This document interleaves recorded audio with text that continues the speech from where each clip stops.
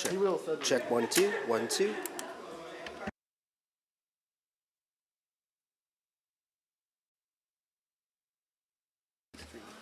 Check 1 2. English and ASL. Going live, eh?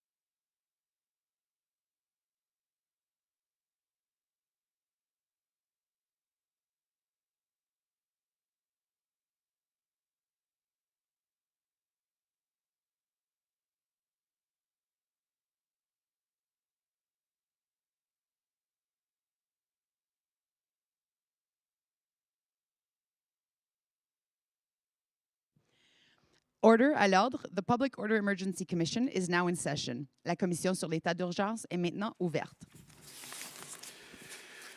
Well, good morning all, and welcome to day 3 of our policy hearings. And we have this morning a national security and public order emergencies topic. Nous avons ce matin un nouveau panel. We have a new panel this morning on national security. So, we have Kent Roach, who will be moderating this session. I'll just turn it over to Kent to introduce our speakers and our panelists and get the program going. Go ahead, Kent. Bon matin. Good morning. I'm Kent Roach. I'm a professor of law at the University of Toronto. Moderator of this panel. I've worked with the EPRWASH, ARAR, and Air India commissions on matters relating to policing and intelligence. This panel includes 2 former directors of CSIS and 2 leading national security scholars, who I will shortly ask to introduce themselves and make opening 5-minute statements. I will then ask them to address a series of questions relating to intelligence as collected by security intelligence agencies and the police, The definition of threats to national security, particularly the 2C definition in the CSIS Act, first enacted in 1984. I will then ask them to address whether that definition should be changed, whether further study is required, and finally, we will explore whether the existing or the new definition of threats to national security to Canada should continue to be used as part of the threshold for the declaration of a public order emergency under the Emergency Act. So without further ado, Mr. Elcock, would you please introduce yourself to the Commissioner and make your 5-minute opening statement? Good morning, Commissioner. My name is Ward Elcock. I am a lawyer by training. I've spent some 10 years as the counsel to the Privy Council Office from 1984 to 1994. In 1989, I also became the Coordinator for Security and Intelligence, which was the original title of what then became the National Security Advisor after 2001, September 11th. I became the Director of CSIS in 1994, and in 2004, I became the Deputy Minister of National Defense, and subsequently, I was the Coordinator for Security and Intelligence, the Coordinator for Security through the Olympics and the G8 and the G20 on behalf of the federal government, which is my background in these subjects. A comment rather than a statement, because I wanted to make sure that I said it. One of the things that I found strange in the lead up to the Commission and through some of the testimony was the focus on the importance or the relevance of the interpretation that CSIS gives to the definition in the CSIS Act, which is also the definition in the Emergencies Act. To my mind, that was odd because, frankly, the relevance of the interpretation that CSIS gives to that definition is, in my view, beyond the normal rules of statutory interpretation, pretty much non-existent. The reality is the service interprets that provision in the context of its role, of its responsibilities, in terms of the limitations imposed on it, and the limitations that are inherent in the management of any intelligence service. And none of those things are relevant to the discussions of Cabinet or to the issues that a Cabinet might debate, but they do have important consequences for CSIS's interpretation of that definition. In that context, it is not clear to me that any revision of the CSIS Act definition would make any sense. If one were to introduce any new concepts into the definition in the CSIS Act, that would create substantial difficulties in terms of the interpretation of the CSIS Act and raise some very significant separate issues. If you were to, for example, include power with respect to economic intelligence, that would, in a stroke, turn the service virtually into a full-fledged foreign intelligence agency. So the consequences of a definition, changing the definition in the CSIS Act, are enormous. And in any case, I think, frankly, that's really beyond the purview of the Commission. You're looking at the Emergencies Act, not the CSIS Act. We can come back to the issue of what I think ought to happen to the definition and what ought to be added. But I think it's important to recognize that CSIS's interpretation of that definition is a very different animal than the animal that Cabinet looks at when it's dealing with the Emergencies Act. Okay. You're back on mute, Ken.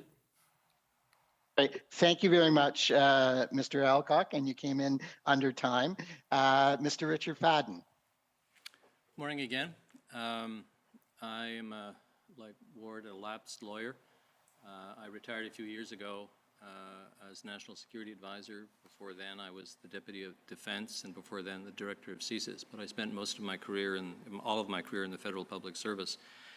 In fact, my remarks today are based on the fact that for part of my career, I was in an organization that produced intelligence, another part of my career in organizations that used intelligence. And I think that's actually something that's worth thinking about a little bit. So my remarks this morning may surprise some of my colleagues, but I hope you think it's worthwhile. Having listened to testimony before the Commission following reporting in the media, I think intelligence doesn't merit the star billing that it's getting. In the end, intelligence is information.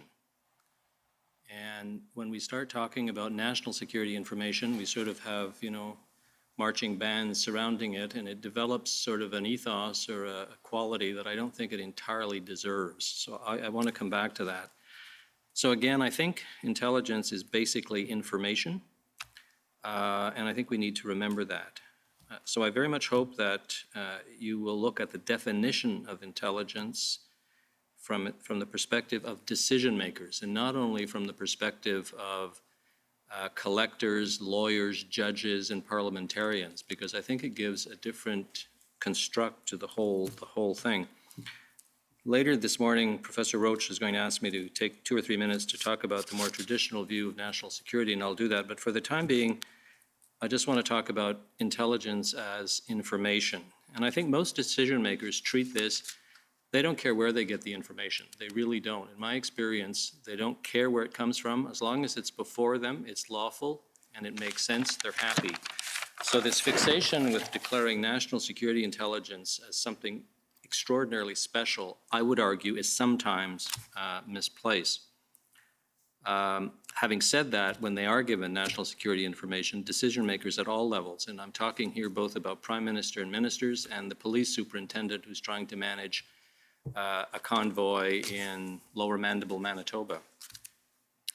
And I think it's important to remember, both with respect of the Prime Minister and Cabinet, who are decision makers, but also everybody else in the system, when they're thinking about either invoking the Emergencies Act or collecting information, that the information comes from a whole variety of perspectives. The media, especially what you can see, policy staff, political staff, colleagues, political, professional, personal contacts. So to illustrate, is the view of a minister who happens to see something and talks about it in cabinet national security information if it relates to the Emergencies Act? Or as a police officer on the front line who reports something to his inspector and that gets sent up the line, is that national security information? Indeed, is it intelligence? I think it's important to remember that one of the characteristics in this country of national security intelligence is when and how you can collect it is very seriously circumscribed. Professor Roach is going to talk in a few minutes, I think, about police intelligence, which is slightly different. But a lot of people think, I believe, that national security intelligence can be collected whenever somebody in CSIS or elsewhere believes there's a problem. That's absolutely not the case. And I think because of this, these institutions suffer a little bit in their credibility. This is not Ceausescu's Romania, where somebody just waves a hand and you can collect anything about anybody anywhere. And I think that was one of the problems, conceivably, that developed in dealing with the road up to the invocation of the Emergencies Act. When the convoys started in British Columbia, were they a legitimate target of national security intelligence collection or police intelligence collection? I'm not entirely certain at that point. I'm being told by Professor Roach that I have a minute. So let me just say that in the end, I want to leave with you the thought that what is intelligence, how important is it in decision making, is really quite critical to doing all of this. Prime ministers in particular do not decide solely on the basis of what we might characterize as national security intelligence. They have a variety of sources from everywhere, and I'm not sure you can control those. But what's very important, given all these sources of information, is how you aggregate them, how you collect them, how you prioritize, and how you pull them together in a way that makes sense. I'll just close with the thought that given all of this information from any variety of sources for both the police superintendent and the Prime Minister, it brings to bear something that we haven't talked about a great deal, which is judgment. And I think the reason we elect our political leaders is to exercise judgment. And I think when we do that, we have to give them a little bit of leeway. And I say this abstracting entirely what this current government did with respect to the Emergencies Act. So I'll stop there. Thanks very much. You're on mute. Sorry, I'll get off that. Thank you very much, Mr. Fadden. Now, Professor Wesley Ward, please introduce yourself and your 5-minute opening statement. Ken, thanks, Commissioner and Council, members of the public who may be tuned in. I'm very grateful for this opportunity to discuss issues which shaped the national security crisis perceived by the federal government in February 2022, issues which are at the heart of the Commission's mandate. I've studied national security and intelligence issues for the entirety of my career, beginning with a historical interest nurtured when I was a student at Cambridge University, which is full of the ghosts of spies. The arc of my subsequent career could be described as MacDonald Commission to Rouleau Commission. I want to make 3 quick contextual points before providing what our moderator suggested should be a chief nugget of opening advice for the Commissioner.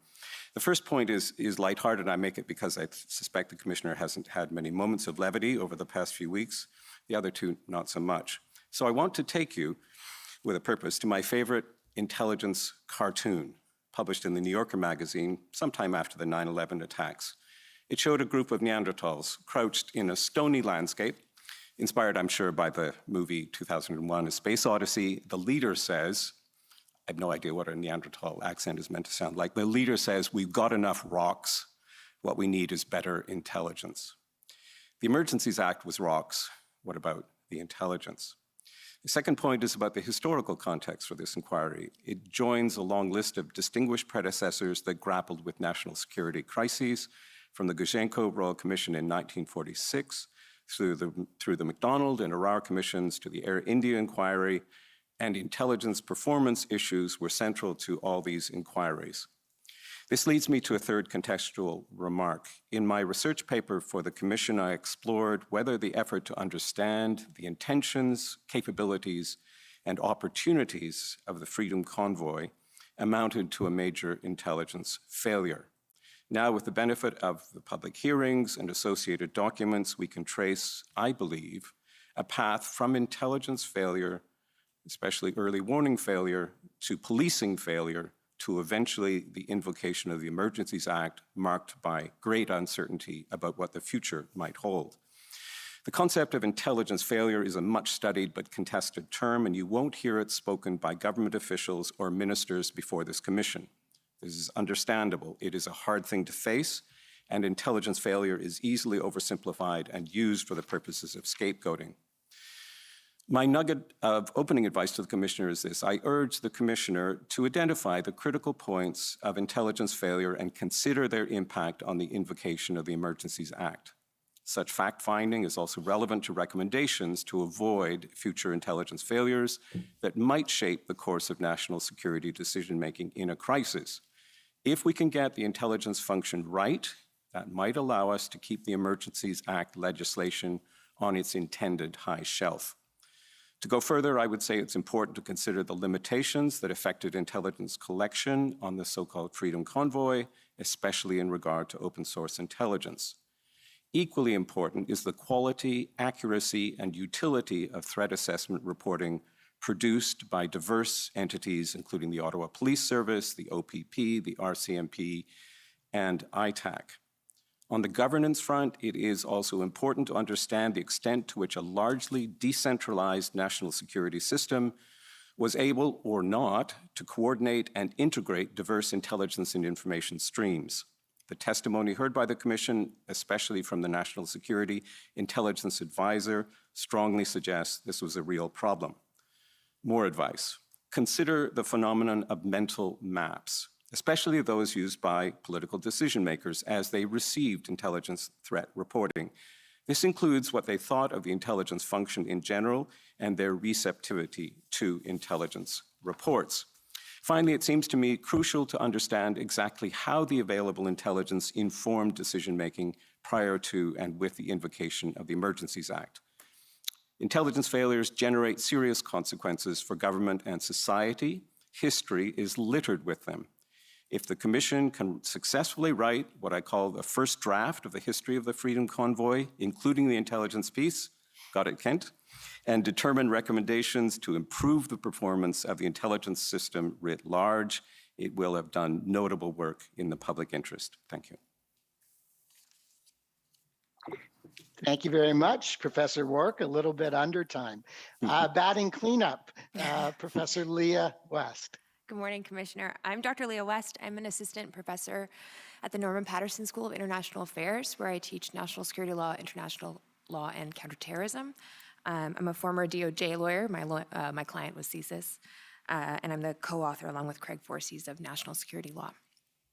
I'd like to begin by acknowledging that the premise of this panel is seemingly that what occurred in Canada in January and February of this year was a national security threat, at least as we understand it in the law. For this reason, we've been asked to consider the definition of threats to the security of Canada, the challenges of security intelligence, and the rise of IMVE. With the greatest of respect, I'm not certain that this underlying presumption is accurate. I do not question the impacts the protests had on citizens in Ottawa, Windsor, Coutts, or elsewhere, nor do I question the economic impact the blockades and the borders in the capital had on this country. But as we typically understand it, did these activities or their impacts constitute a national security threat, namely one of terrorism? If we take a step back and look at what happened, we should ask ourselves whether unlawful and even violent protests typically give rise to what we call a national security threat under the law in this country. Did we label the G8 and G20 protests in Toronto a national security or terrorist threat? Would we have said the same? Est-ce qu'on aurait dit la même chose au sujet des manifestations violentes aux États-Unis dans l'été de 2020? Alors, oui. But we've never labeled violence against police officers attempting to disrupt a protest terrorism. Moreover, the fact that individuals who hold extremist beliefs would seek to co-opt a political protest to advance their agenda is not a new phenomenon. We do not label entire protest movements terrorist because some amongst the protesters are looking for an opportunity to create violence. Again, I'd point to the history of G8 and G20 protests and even the Summit of the Americas in Quebec City in 2001. Similarly, we have never labeled blockades and other non-violent but illegal means of obstructing critical infrastructure as terrorism. This country has a long history of protests along rail corridors and ports. While certainly these activities threaten trade and Canada's economic interests, they do not fall within Section 2C of the CSIS Act, no matter how broadly one interprets it. Is it then the combination of these types of activities that made them rise to a national security threat in February of this year? Perhaps. Or were they perhaps labeled a national security threat because that is what is currently required to unlock federal authorities that were necessary to bring these activities and their impacts to an end? If there is a chance that it is the latter, I urge restraint in broadening our understanding of national security and in turn expanding the powers and authorities of our national security agencies like CSIS. While I wholeheartedly agree the CSIS Act requires modernization, I do not believe this commission or the Freedom Convoy should form the factual basis for those reforms. Instead, we should ask whether Cabinet should have the authority to use executive action to end unlawful protest and obstruction of critical infrastructure that rises to the level of a national emergency. And if we do, then the solution, in my opinion, is to explicitly define the trigger for that type of emergency and narrowly tailor the available powers to bring those activities to an end. Thank you. Thank you very much, Professor West, and everyone. You were excellent with the time limits. I must have scared you. So so let's start with a little bit of intelligence 101 and explaining the concept of intelligence as it pertains to national security. In the hearings, it's often been referred to as an inexact science. Mr. Fadden, you've already referred to it as information. Could you start us with a little discussion about elaborating on your views about what intelligence is? Okay, thank you. So I'm going to be more traditional here and start talking a bit about national security intelligence and security intelligence by just listing a few of the general characteristics which apply. First, generally speaking, national security intelligence of use to politicians is to be policy neutral. It is not to advocate a particular end, either in policy or operational terms. Ideally, it's prepared by people who are not involved with policy or operations. Again, ideally, it draws on all information lawfully available, secret, confidential, and open source. It's important to remember that in this country, when you can collect security intelligence and how is severely prescribed by law. This has an effect sometime on whether or not information is in fact collected. There are three broad categories relating to, I think, the Emergencies Act that are worth thinking about. Security intelligence, which is mostly what I'm talking about, foreign intelligence, which could have a bearing if there are foreign entities involved, and police intelligence, which Professor Roach is going to talk about in a few minutes.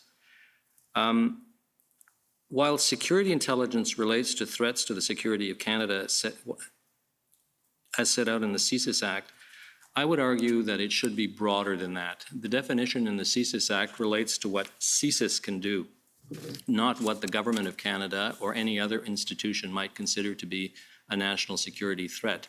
There's a difference, I think, as between what an administrative body can do and what CSIS or another collective agency can do.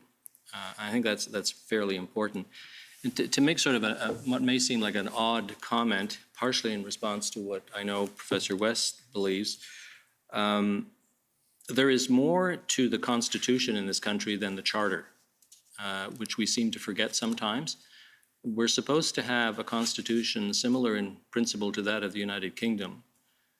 We're supposed to promote peace, order, and good government. And in that general context, defense of the realm and public order is an executive government function that I think we need to remember, even if the very narrow descriptions contained in particular statutes are relevant or not. There's a cycle to collecting intelligence or intelligence production, and one part is particularly important. That's the collection strategy. When do you start collecting intelligence? Against whom? With what tools? You have collection, then you have analysis and contextualization and distribution. And this varies a great deal depending upon whether you're in a crisis or not, whether it's long, short, or medium term in its orientation. But I think one of the things that's particularly important is collection strategy, or the authority to collect. As I tried to mention in my opening remarks, in this country, you just can't start collecting intelligence because you feel like it's a good thing. I personally think CSIS constrains itself somewhat too much in terms of what it can and can't collect, but that's another issue. But for the purposes of this act, remembering that all of this collection is constrained in some shape, way, or fashion, I think is very, very important. The other thing that's very important, I think, is to remember that no one intelligence agency has a monopoly on correctness or truth when it's looking at national security intelligence. The Canadian intelligence community is usually defined as CSIS, CSC, DND in the military, GAC, PCO, ITAC, FINTRACT, and a few others.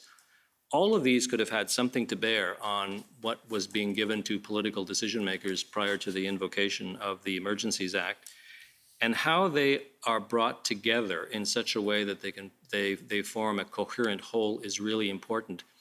One of the dangers of dealing with intelligence is groupthink, because there's a real pressure within that community to develop a consensus. There are rules which say that you can formally disagree, but that happens very, very rarely. And one of the things that I guess worried me then and worries me now is this groupthink phenomenon. Somebody develops a view, and you don't want to cause too much trouble, and you sort of move along, and before you know it, it becomes a consensus view when really it shouldn't be. And I wonder a little bit if during the lead up to the invocation of the Emergencies Act, that might not have played a little bit in the production of intelligence. So again, I was just trying to give you a bit of a general sense of what national security intelligence is. And I think two important components, and then I'll close there.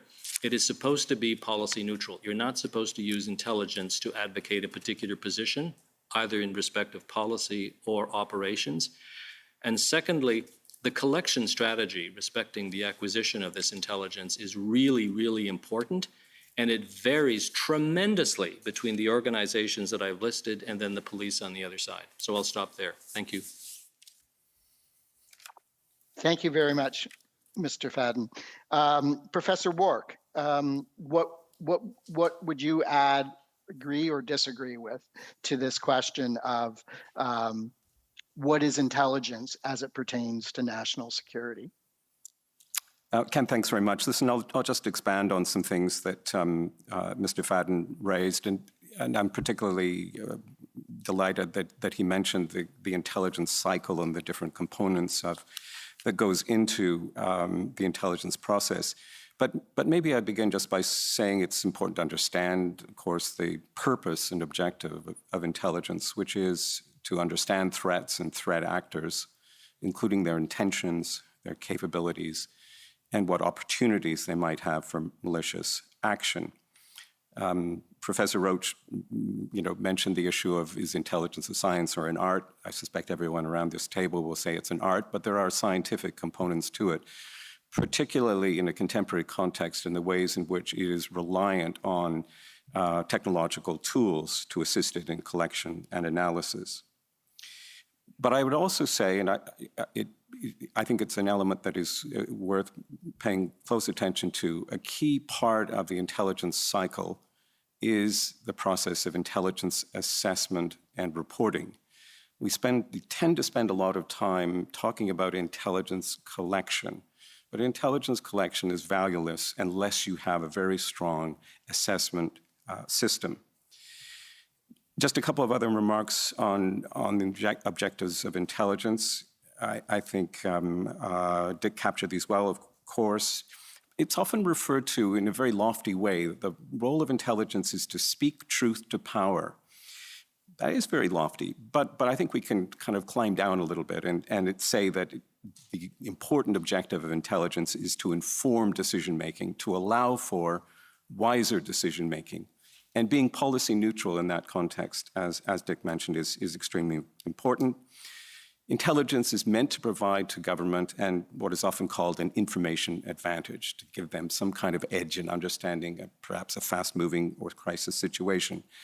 The early warning component of intelligence is very important, as is its predictive capacity or ability to kind of see beyond the current moment and anticipate or assess the kinds of threats that it might face.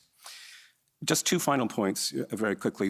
One is that in thinking about a definition of intelligence, I was drawn to the very first definition that I know of that was composed in our modern era, and this was written by a man named Sherman Kent, who was one of the early leaders of CIA intelligence analysis. He wrote a small book that was published by Princeton University Press in 1949, and he described three categories of intelligence. Intelligence as knowledge, intelligence as organization, and intelligence as action. And I'll just end, Commissioner and Kent, just with a quick word about ITAC, because Kent had asked one of us to speak to this, and perhaps others will as well. But I think ITAC plays an important, unique role and had an important role potentially to play with regard to threat assessment, with regard to the Freedom Convoy. It is meant to be an intelligence fusion center for the national security and intelligence system as a whole. It is not an intelligence collector, as the Commissioner has heard. A little bit on its history. It was created in 2004. We can argue a little bit about its exact birth date, based on a predecessor established within CSIS in 2003. Its original intent was signaled by its initial title, Integrated Threat Assessment Center. But over the years, its scope was diminished and it became the Integrated Terrorism Assessment Center. ITAC is a resource for the National Security and Intelligence Advisor, who in her testimony, as I recall, said that she mostly relied on its reporting for her understanding of the threat picture, but also arguably found it insufficient. And I think that the challenges that were faced by ITAC and the potential deficiencies in its reporting are an illustrative case of some of the wider problems that were faced in coming up with an integrated, clear picture, as clear as possible picture of the threats posed by the Freedom Convoy.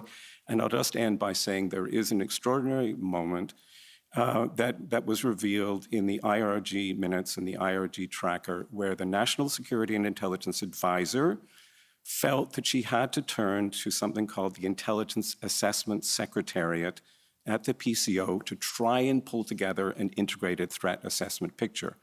I say this is extraordinary because the Intelligence Assessment Secretariat does not do domestic threat reporting.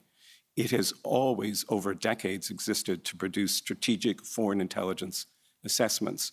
But the very fact that the National Security Intelligence Advisor felt, as Cabinet was beginning to consider its Track 1 and Track 2 and the potential invocation of the Emergencies Act, felt she had to turn to this unit within her office, I think is an important illustration of some of the problems that the system as a whole faced. So thanks. Thank you very much, Professor Warwick, and Commissioner, and the public should know that there is much more detail in Professor Warwick's excellent paper that he prepared over the summer, and that is available on the Commission's website. So finally, on the issue of intelligence, and I'm only a little bit disappointed. I know Professor Warwick could have talked about Graham Greene and John le Carré and cultural ideas of intelligence, but perhaps Mr. Alcock will help demystify intelligence. Thank you. I'm not sure I can demystify it particularly. I would agree with what Dick has said about intelligence. It is it's information. It is not necessarily, even if it's collected by technical means, it is not necessarily accurate. It is simply information which you try and make an effort to bring to a level of greater certainty, or the greatest level of certainty you can get it to. But the reality is it is never evidence or proof of anything. It's simply information that informs decision makers. Hopefully it does give them an advantage, but there are lots of cases where there is not intelligence, and therefore decision makers have no particular advantage as a consequence of it. I'm not sure I agree with the view that in this case there was necessarily an intelligence failure. The Commissioner has more information before him than I do, but it does strike me that listening to some of the information I did listen to, that indeed there was intelligence which was available to some of the participants, the Hendon process of the OPP, that would have provided pretty good intelligence about what to expect. The fact that the federal government did not have a wide swatch of intelligence reporting upon which to rely, one would like to have more, but the reality is the service came to the conclusion, and I think rightly so, that the protest did not rise to the level of the section in the CSIS Act as a threat. Whether it would have arisen to that level, whether one could argue that it arose to that level during the protest itself, as the protest morphed into something more than the initial convoy, is an interesting question, but not one on which, frankly, I'm in a position to come to any conclusion. Although I would say that even if the service had come to that conclusion, it really at that point would have made little difference, because the reality is the ability to collect information at that point would have been, the question would be moot. One's ability to actually collect any useful information would be pretty difficult. I think Professor Warwick is right to note the importance of assessment. Assessment is crucial, but at the end of the day, if you don't have information, there's nothing to assess. In this case, there was little information apart from whatever information might have been gleaned from public sources or from police sources that would have allowed the assessment of, or a really detailed assessment of the information for the federal government at the federal government level. In some sense, this was an issue which was not at the federal level. The federal government does not normally have responsibility for issues within a particular province. In this case, Ontario, and would be the same in other provinces. It is a provincial jurisdiction, as I think the government of Ontario has pointed out on a number of cases, in a couple of cases in its existence. Cities are creatures of the province. The reality is that is a matter for the province, not a matter for the federal government. So it is not entirely surprising to me that the federal government was not particularly well informed about the issues surrounding the protest. And indeed, I'm not sure that one could necessarily expect that they should be well informed, because this is a matter for another jurisdiction, frankly. So again, the issue of whether there's an intelligence failure, I'm not sure. Having said that, clearly there was a necessity, given what did happen, given the fact that the protests morphed into something else, whether because they were allowed to morph into something else or just simply the passage of time allowed it,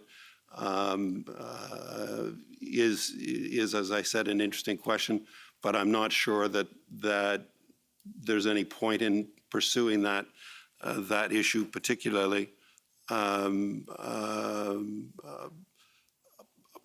from that, I think it's really important to keep in mind the reality of what intelligence is or isn't, and that it is not an exact science. Even if it's collected by technical means, it's not an exact science. It's still an art. You're still dealing with untested information, which you can't absolutely guarantee. Thank you very, very much. At this point, and with the Commissioner's indulgence, I will briefly step out of my role as a moderator and say a few things about the collection of intelligence by the police, as opposed to security intelligence agencies, which the panelists have addressed. Here, I think it's important to understand that the starting point is the 1981 McDonald Commission, which led to the creation of CSIS. The McDonald Commission warned that the RCMP security service, which had an intelligence function within the police, had trouble seeing the difference between dissents and threats to national security. And of course, this was manifest in different ways. At one point, reports of 800,000 files on Canadians at a time when our population was, I think, about 22 million or 25 million, the detention of almost 500 people under the War Measures Act. And so what the McDonald Commission recommended was what you've already heard, is the creation of CSIS with a statutory mandate, a fairly restrictive statutory mandate with words like strictly necessary with it, and a really state-of-the-art external review at that time by CERC and the Inspector General, now by NCIRA and the National Security Committee of Parliamentarians. So when you look at police intelligence, I think it is important to realize that it is working in a less circumscribed way. And now, Justice O'Connor in the 2006 Arar Commission went back to some of the things that Justice McDonald and his colleagues observed in 1981. And there was a common concern that the police at that time within the RCMP were not adequately trained in national security matters. Now, obviously, the context was different. In 1981, the issue was knowing the difference between a staunch peaceist and someone who would actually use or support political violence.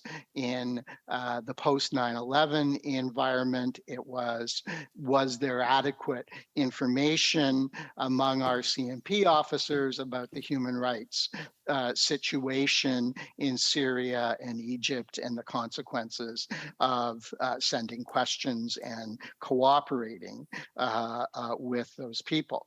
But I think it is important background to know that although Justice O'Connor accepted that intelligence is part of policing, indeed, you often hear about intelligence-led policing, which, as your panelists have indicated, could be seen as information-related policing, that Justice O'Connor recommended that the RCMP collection of intelligence should always be restrained by the role and expertise of the police in enforcing the law and in preventing crime. Now, Mr. Commissioner, you've heard evidence about the collection of intelligence by both the RCMP and the OPP. In my view, you should be aware that the police, and here I say especially the municipal police and the provincial police, are generally subject to less watchdog review than CSIS, or even now the RCMP's national security activities, which can be reviewed by NSIRA, the National Security Intelligence Review Agency, which has access to all documents other than cabinet confidences, and I should add, including documents covered by solicitor-client privilege. So there is a very robust, relatively new oversight mechanism with respect to federal, but when it comes to municipal and provincial police forces, there is not the same. This is not to say that there is none, but there is not the same. Justice Linden, in his Epperwash report, raised concerns about police at public protests receiving different and divergent streams of intelligence prepared by people with different levels of experience. And you've already heard about the importance not simply of collection, but of assessment. So estimates are made about reliability and the importance of how it is communicated. Justice Linden was particularly concerned in the Epperwash context that natural resources, perhaps not known as for producing intelligence, was producing intelligence that did not always jive with what the OPP heard. And of course, the Epperwash inquiry is relevant because it resulted in what many have recognized was thankfully avoided during this emergency. Just finally, in concluding, I will mention that you've heard about Operation OPP's Hendon intelligence operation. It was examining the convoy after first examining Indigenous protests, the Wet'suwet'en, Tyendega, Six Nation, and Caledonia. We really don't know very much about how that started. We do know that in contrast to national security intelligence, the OPP Hendon reports were, it's an exaggeration to say shared with everyone, but they were certainly shared much more freely than is normally the case with national security in intelligence. You also have heard that the RCMP's ideologically motivated extremism intelligence branch also produced reports, but I've not seen them as exhibits. Finally, I would add that there has been much commentary. I don't know if you need to get into this to discharge your mandate, but from the 2010 Air India report on down about whether intelligence is national security intelligence is adequately shared with the police. Generally, I think it's fair to say the police, in part because they operate with the expectation that matters can end up in court, are more generous in sharing intelligence, where, to hearken back to perhaps the Le Carre Graham Greene vision of intelligence, which I recognize is partly mythologized, the sources and methods, and particularly the fact that Canada relies heavily on foreign intelligence, which is not ours to share, are some of the reasons why security intelligence tends to be shared less widely. I apologize for going over my own self-imposed time limits. So returning to my role as moderator, we'll move to the next question. What are the gaps unless there's a question? No, okay.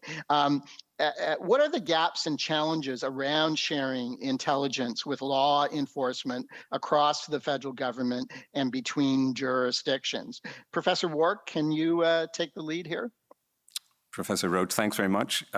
Maybe I begin by saying that challenges in the sharing of intelligence, either within a national security intelligence community or more broadly with law enforcement and first responders, is a perennial issue for any intelligence system that I'm aware of. But it is an important issue, I think, for this inquiry. And the gaps in the sharing of intelligence was an issue highlighted by the National Security Intelligence Advisor as one of the two key gaps she identified, the other being problems with regard to capacity to effectively use open source intelligence, which I know Professor West is going to address in a minute. Why are these gaps important? And again, I would come to the significance of having, the necessity of having as comprehensive and integrated an intelligence picture as possible. Of course, various national security intelligence actors, including law enforcement, operate under distinct authorities and mandates. We can talk about gaps in the sharing of intelligence collection, or raw data, if you like, but I think the most important gap involves the sharing of assessments. Just on the federal national security intelligence system, there are multiple intelligence assessment units that have sprung up, many of them since 9/11, across the government. An integrated intelligence picture means the ability to share across those units. The Intelligence Assessment Secretariat at PCO is a central hub for foreign strategic intelligence assessment, but there is no real counterpart for domestic intelligence assessment. The mandate of what became the Integrated Terrorism Assessment Center is far too narrow. So that is one problem. When it comes to law enforcement threat assessment sharing with the national security intelligence community, I found it noteworthy that the National Security Intelligence Advisor felt that she wasn't getting the information she needed from the RCMP, which would be one important conduit. The most striking aspect for me of this failure to share threat reporting involved events at Coutts, Alberta.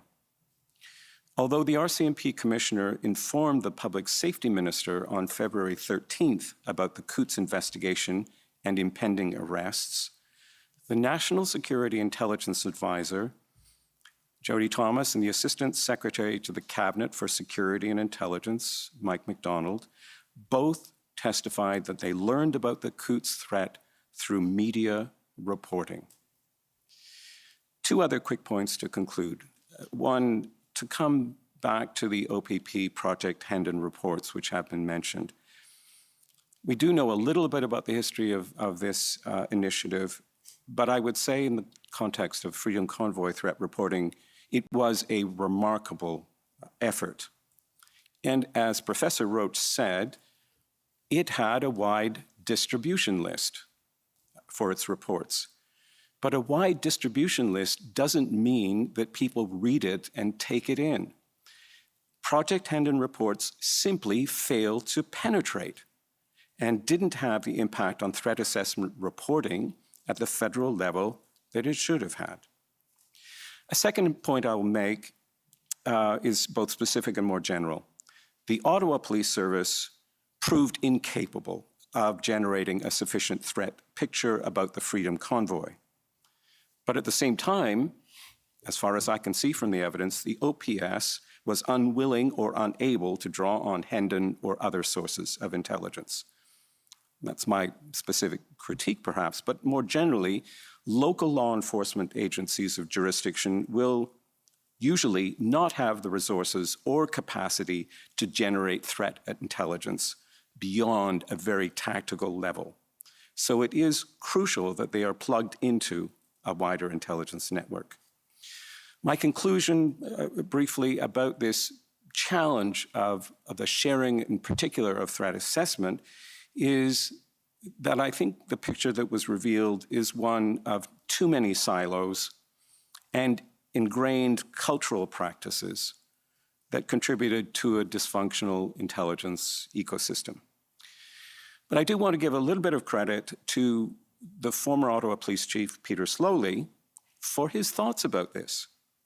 And I commend the Commissioner to some of those remarks that the former OPS Chief made about his feeling, in retrospect, that there was a need for a much more integrated system of intelligence assessment sharing, that the OPS, other law enforcement agencies, and the entire national security intelligence community could draw on. Thank you. Thank you. Mr. Fadden, what would you add? Thanks, Ken. Couple of things. First of all, I think we have to start from the premise that Parliament has set up various national security entities for a reason. They have different priorities, they have different objectives, they have different authorities. So we should not be surprised if in the end they produce intelligence that is not exactly the same as all the others, thus arising the issue of coordination. But there's nothing inherently wrong with various entities with national security responsibilities coming up with slightly different conclusions. So I think that's the base of a lot of this. One of my hobby horses when I was still working was that national security is no longer national. I think that is beyond dispute today. Virtually any national security issue that's arisen in the last 10 years has had international components, and it has also had subnational and civil society components. So to suggest that national governments, in this case Canada, is uniquely or specially or God-given right to define and to deal with national security alone is dreaming in Technicolor. They cannot do it. Civil society entities, provinces and municipalities are much closer to the people of this country than, generally speaking, is the federal government. So somehow I think we have to change the culture that while in the end the federal government may have some special responsibility for national security, they cannot do it alone. Either from an international perspective or a subnational or a national security perspective. The coordination of security intelligence, I agree entirely with what Wesley was saying. It's fine and dandy to give the National Security Advisor the mandate to do all of this, but they need staff support. She has it on the foreign intelligence side. It does not exist on the security intelligence side. One of the questions that often came up when I was still NSA was, do you need a statute that puts in law your mandate to coordinate and to do all these sorts of things that everybody wants to do? I always answered no because I thought this would conflict with ministerial accountability. But having said that, what's lacking in order to bring about this coordination is political will. Certainly when I was working, I suspect it was true of Ward, but he can certainly speak to himself. We spent a lot of time getting people to do what they should have wanted to do on their own without our telling them in terms of sharing information. And I found that in a particular crisis or particular circumstances, I had more than enough oomph in my job as NSA to get people to do it, to coordinate things and to do it properly. I did not have enough oomph in my job to do that systemically because there was no political will to do it. Prime ministers have to accept, I think, that national security is more important than they traditionally do accept in this country. I mean, I started working in this area under Mr. Chrétien, who was driven screaming and yelling into having to deal with 9/11 because his priorities were social and economic. They weren't national security. Mr. Harper's were economic. They weren't national security, although he had to deal with Afghanistan. And I think it's fair to say that Mr. Trudeau became Prime Minister not expecting to have to spend a lot of time, money, and effort on national security. Why is this the case? I think it's because Canadians don't feel threatened, and generally speaking, there ain't no votes in national security. That's just a statement of fact, I think. So the question I would have for you, Commissioner, is how can you, in your report, convince the government that what happened with the invocation of the Emergencies Act is not likely to be unique? We're going to have future disruptive events over the course of the next few decades. There are not going to be fewer, there will be more. Some of them will be generated inside this country, some of them will be generated outside this country. So somehow the government, the politicians have to accept that this is important and provide their officials with the wherewithal to integrate, because ministers aren't going to do it. It's an unreasonable request to expect ministers to do this. So I don't think there are enough coordinating resources available to do security intelligence coordination. Two last thoughts. I was told once by the director of the CIA of the day that over 96% of the information his agency used was open source information. By open source, he did not mean something that was readily available, but something that if you worked at it, you could get access to. It wasn't secret as defined by governments. I suspect that's still true today. So coming to grips with how much this open source information, sometimes hard to get at, should form part of security intelligence, I think is something that we need to consciously address. I can remember a circumstance, this is many, many years ago now, I'd like to think it doesn't apply today. I had a security assessment to approve, and it was relating to some specific activity in Africa. And I asked why a certain event wasn't reported, because I'd seen it on television. And the analyst told me that, well, he couldn't put it in because he didn't have any intelligence confirming it.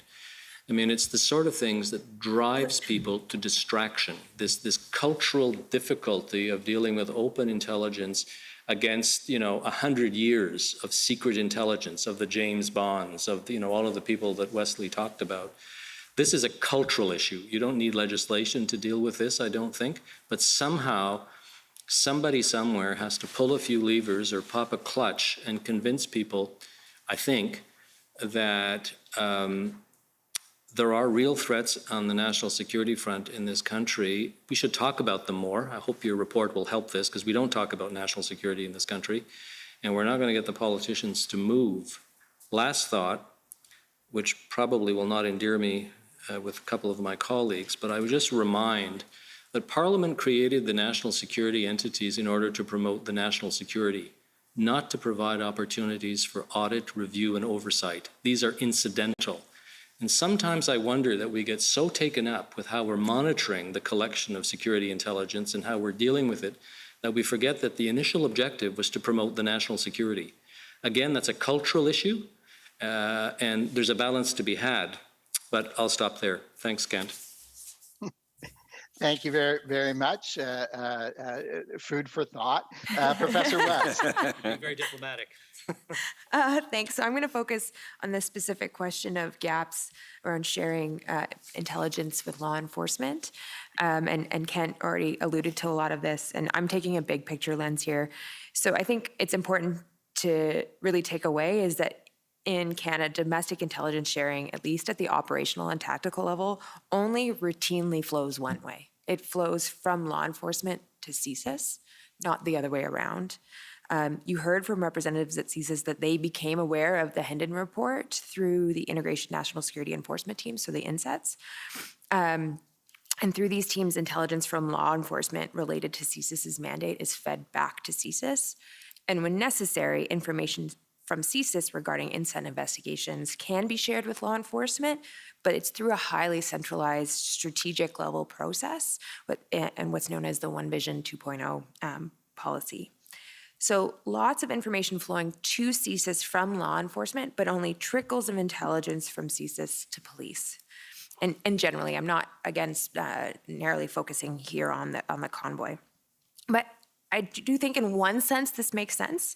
CSIS's investigative mandate, at least when it comes to national security threats, is far wider than law enforcement. CSIS's job is to advise the government about threats realized and potential, and it's not to lay criminal charges.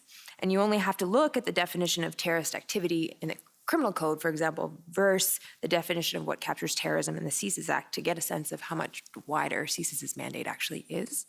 And I do want to pause here and emphasize one point. The scope of political violence captured by the CSIS Act is actually quite broad, although I totally agree that how CSIS chooses to focus its activities can be much narrower than what the law allows for. And I think we have to remember that CSIS's activities are necessarily proactive, other than law enforcement activities that tends to be reactive. A CSIS investigation need not be tied to a well-identified threat actor or a well-defined group. Moreover, CSIS can take numerous investigative steps to investigate threats before they need a warrant, which is something you heard a lot about. The threshold for obtaining a warrant is significantly more demanding than the threshold to start a Section 12 investigation into threats to the security of Canada. And one only needs to look at reports of review bodies to understand that the number of warrants CSIS obtains is nowhere near the number of investigations the service undertakes in a given year. And that's precisely how the Act is set up to work. Kind of digressing, but my point is that the flow of intelligence between CSIS and law enforcement is far more restricted than the other way around. And while that is to be expected, there can be instances where CSIS does not share intelligence relevant to criminal investigations for fear that its intelligence will seed criminal investigations and be subject to disclosure and testing in criminal proceedings. And this fear is often shorthanded as the intelligence to evidence dilemma. What's the basis for this fear? Kent alluded to it. As a security intelligence service, every action taken by CSIS, regardless of the threat under investigation, is governed by what I consider to be three preoccupations, which is that security intelligence has national and international dimensions. The threat actors, the influences, the consequence, and the theaters of operation demand liaison and information sharing with foreign and domestic partners of all types, and often under a demand for secrecy. And as a net importer of intelligence, maintaining strong relationships of trust with these partners is vital to CSIS's success. Second, the constant fear of penetration by a foreign agency or threat actor demands unrelenting vigilance and creates, I would say, an obsessive need to safeguard employees, sources, and investigative techniques.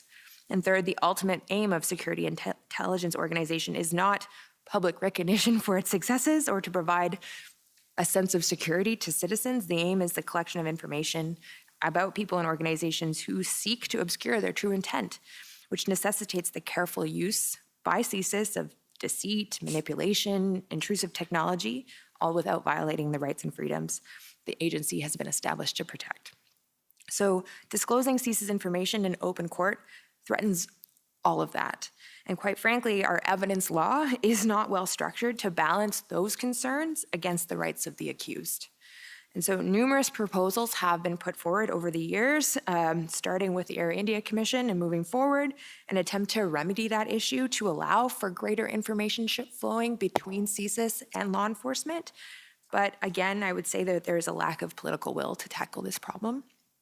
And if a finding of this commission is that there is greater need for intelligence sharing between federal and provincial agencies and municipal police forces, this problem is going to need to be addressed.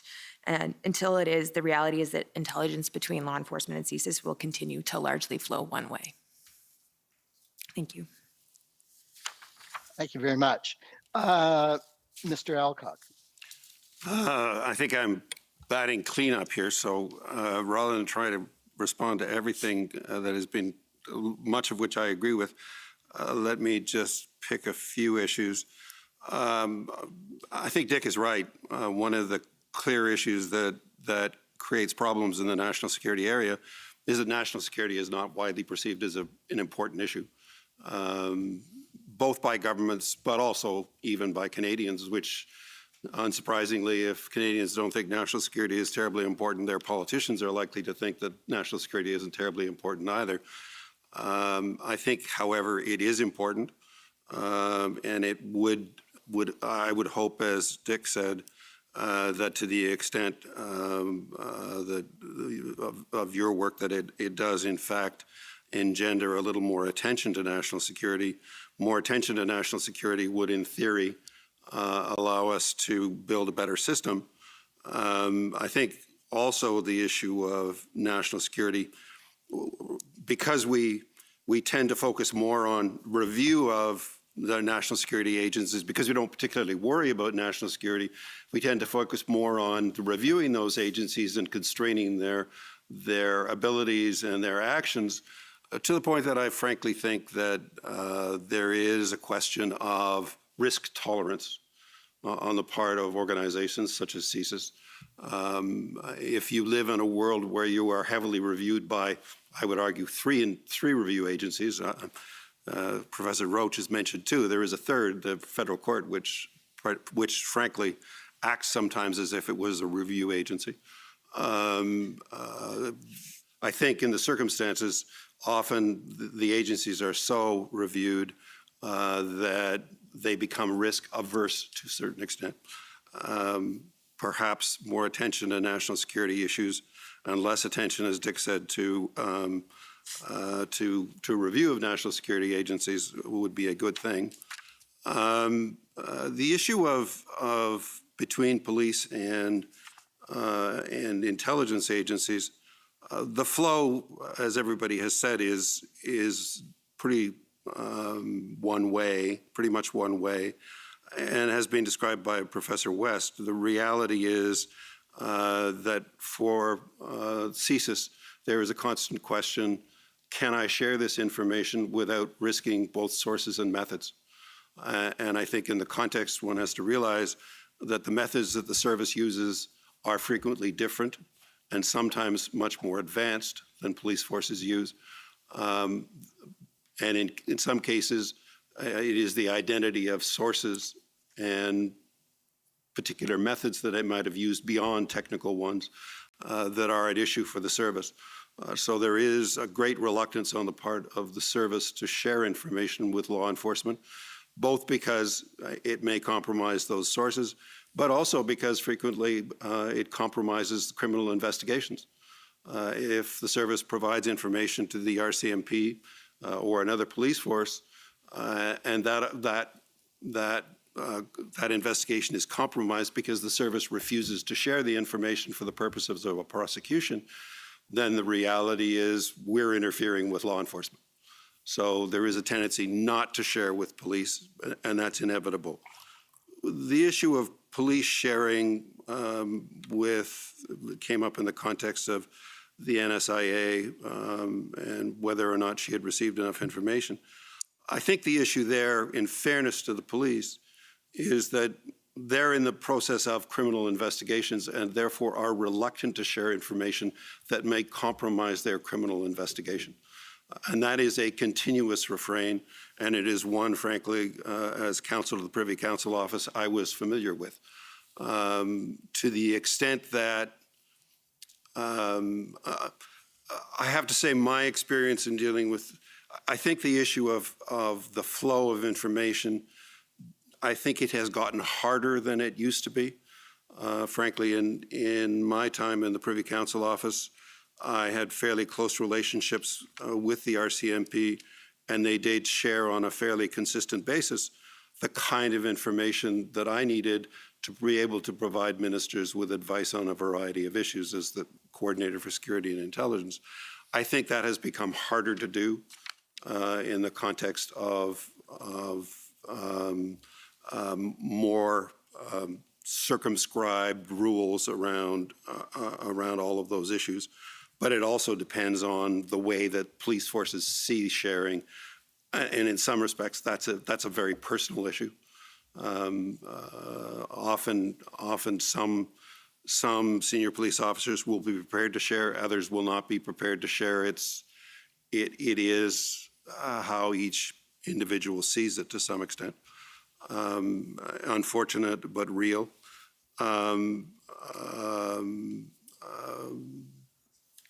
I think I've hit, I mean, I agree with most of what has been said, so I'm not going to delve beyond that into the issues unless there are questions that we come back to at some point. Thank you very much. And I'm going to have to call an audible now with apologies to the panel. What I'd like to do is move into, because we want to have time to look at the legislation. So if we can wrap this up by giving each of you 3 minutes to make one brief suggestion to improve intelligence gathering and sharing.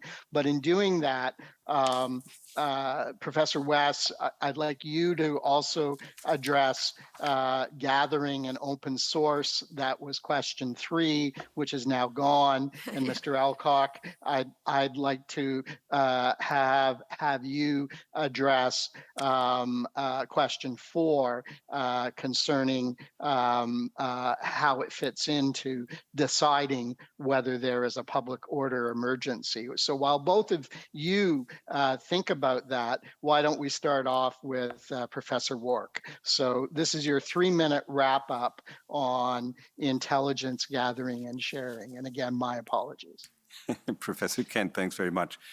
So I'm going to take us back to my cartoon illustration. We need, in this country, better intelligence. And as Mr. Elcock indicated, one of the challenges in getting there is the lack of public understanding and attention to the significance of intelligence, and alongside that, often the lack of political will and political seriousness paid to this issue. But in thinking about better intelligence, we need and must consider the intelligence cycle as a whole, all the different elements that go into the intelligence function, and we need, I think, improvements across the spectrum.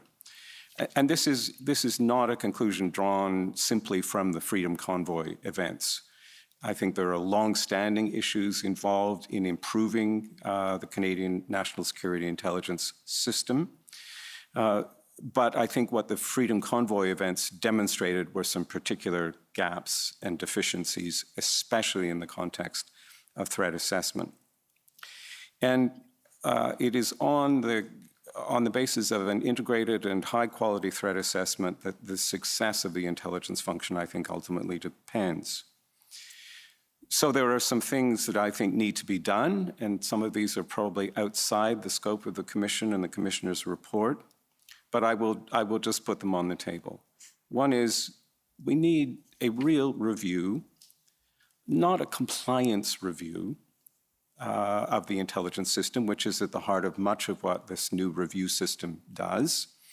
And a couple of my colleagues on the table have raised questions about the impacts of that review system.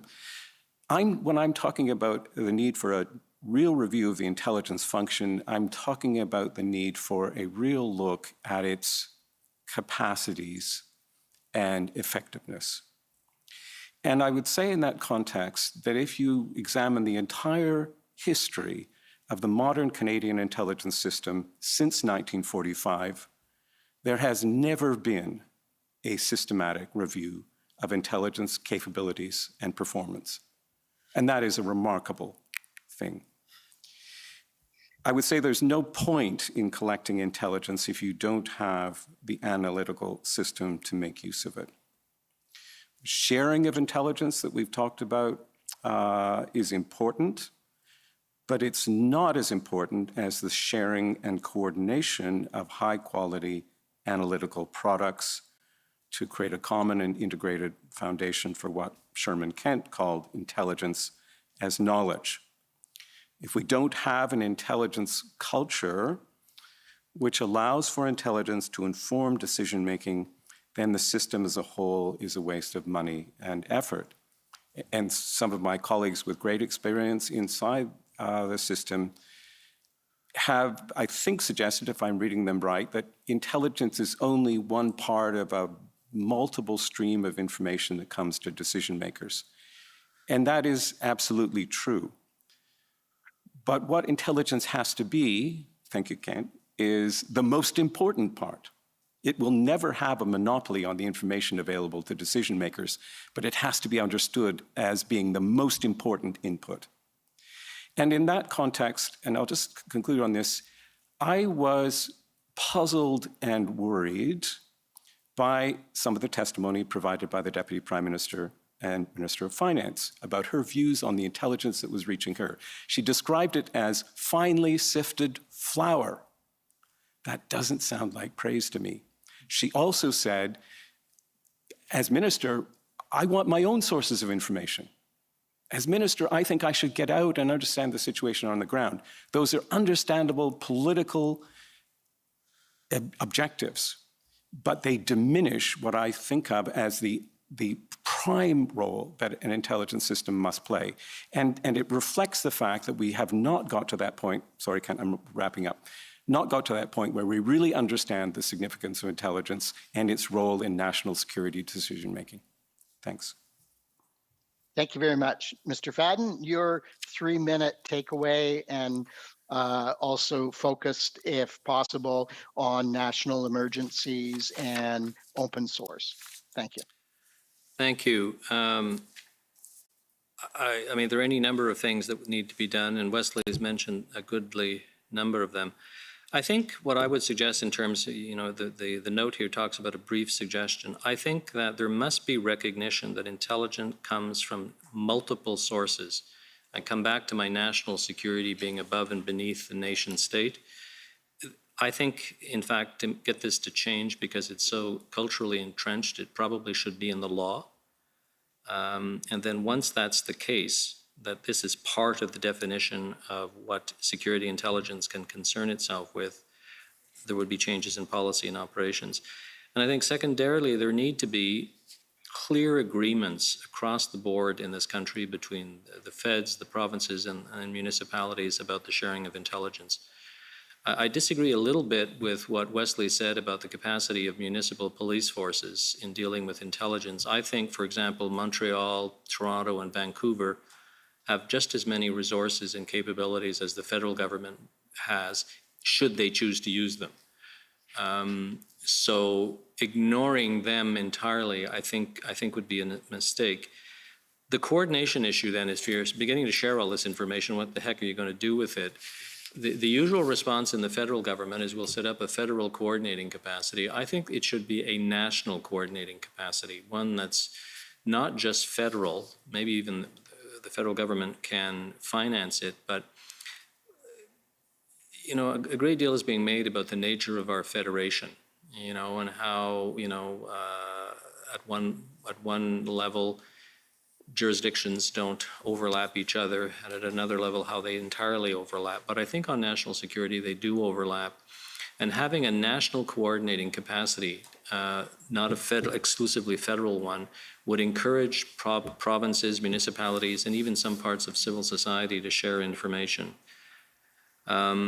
Just to finish off, perhaps even earlier than Kent hopes, Wesley's view on a review, I take the point that we haven't had a great review, but if we don't consider in this country national security to be important, I'm not quite sure what a high-level review is going to give us. This current government and the previous one generally didn't like reviews. It's a minor miracle that they finally got out the Indo-Pacific review after, I think, 3 years. So putting it into review, or as the Brits used to say, into commission, I'm not sure will give us what we need. I don't have a solution, but I think if we start a review of this, it'll never come out because it won't be useful because it will be so high level, because we tend to lowest common denominator a lot of the things that we think about on national security in this country, or they're so politicized that you can't have an effective dialogue. Anyway, my main point is, in terms of improving intelligence gathering and sharing, is recognize that it just doesn't come from the federal government, and we have to have mechanisms to make sure that we can collect it from everywhere and then make sense of it on a national basis. Thank you. Professor West, your last 3 minutes on intelligence gathering and sharing. So I'm going to focus on open source because that's what I was asked to focus on. And so we know open source is derived from information publicly available, not readily publicly available, but publicly available regardless of the type of medium. And in the testimony you heard from intelligence officials, no one conveyed concern about the ability to collect, share, and analyze newspaper articles, or YouTube videos. The pressing question is about the ability to collect, share, analyze information shared on social media platforms. Moreover, I don't think anyone would suggest that CSIS couldn't follow its targets on Twitter or TikTok, or that it's inappropriate to read pages on Reddit that are very clearly tied to the agency's mandate. And the same could be said for law enforcement investigating a criminal suspect. My understanding, based on many conversations with officials and the testimony you heard, is that what's currently lacking within Canada's national security and intelligence community is the ability to monitor social media for trends that could pose a threat to national security. They want to be able to understand social movements and narratives and the motivations and intentions of those participating and promoting them. Doing this requires taking a very large lens to observe and analyze social media, activity that is not immediately and may never become threat-related. It can also, depending on the technique used, require the collection and analysis of vast quantities of personally identifying information, which would trigger, the Privacy Act and potentially the Charter, but there's still an area of legal uncertainty.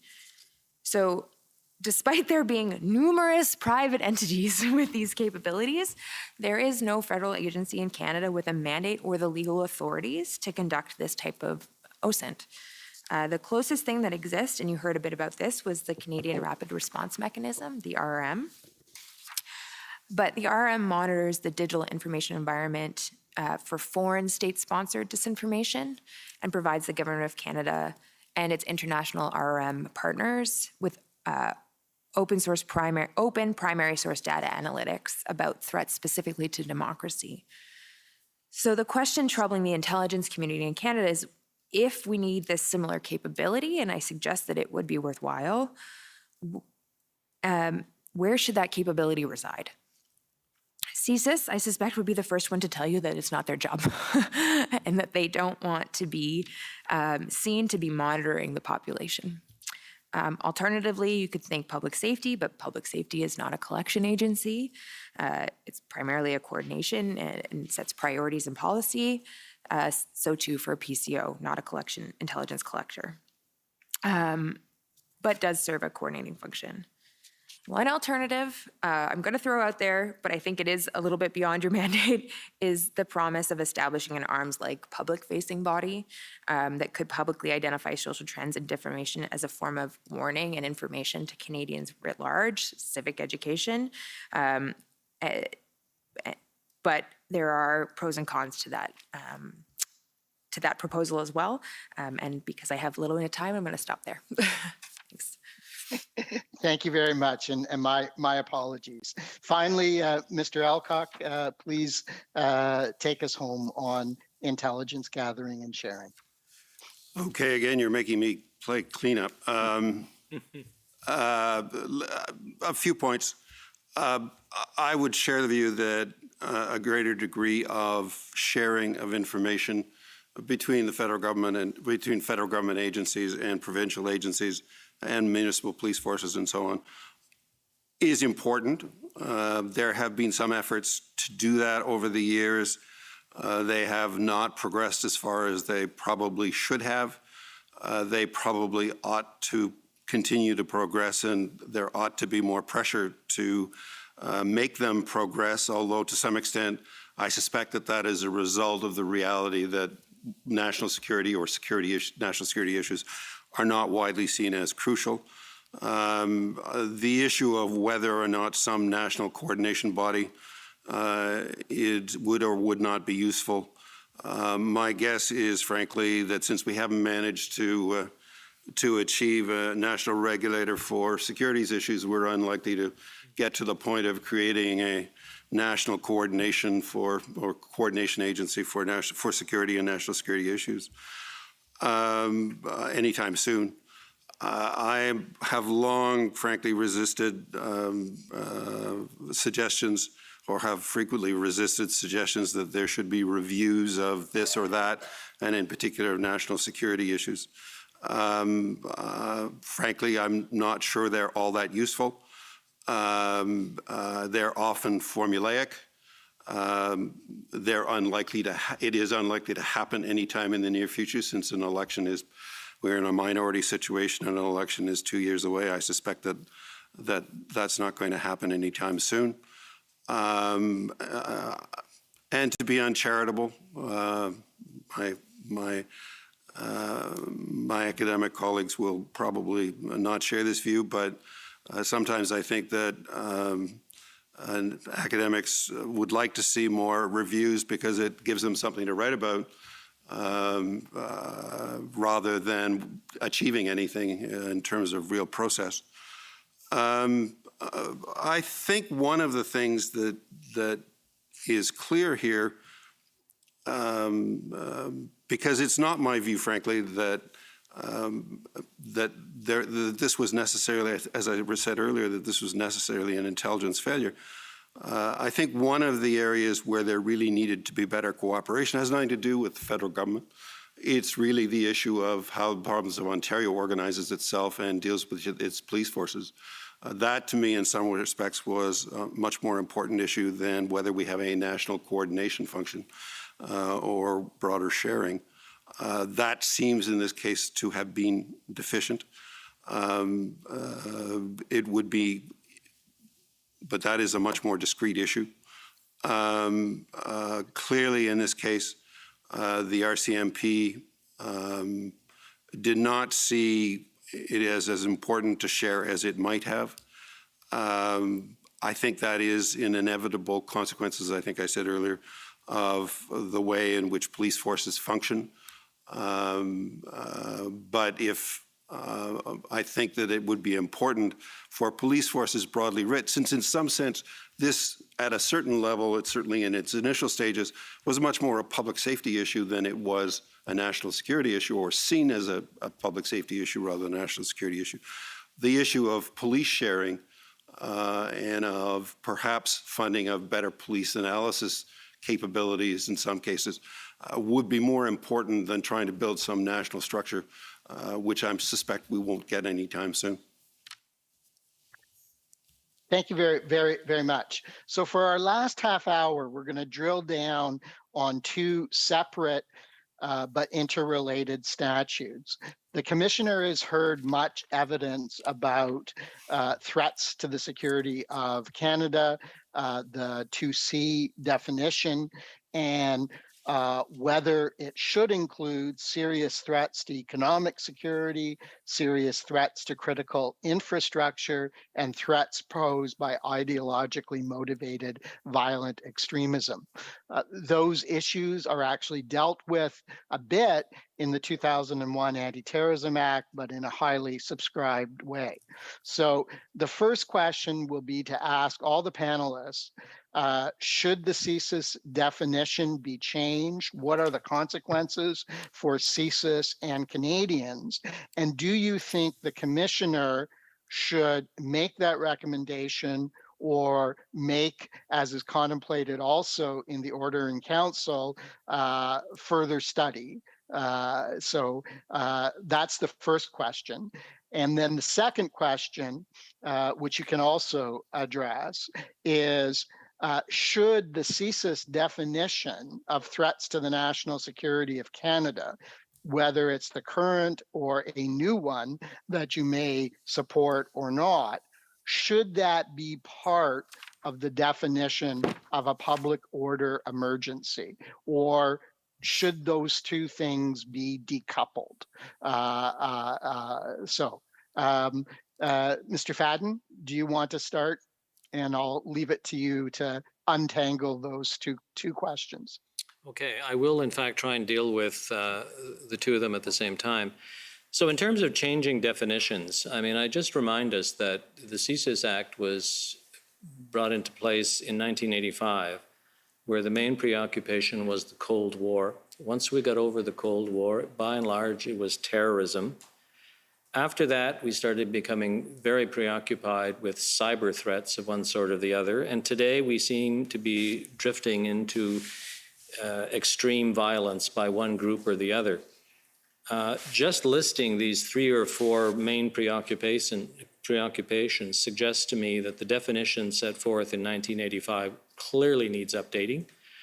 But I would argue that it should be totally decoupled from the Emergencies Act.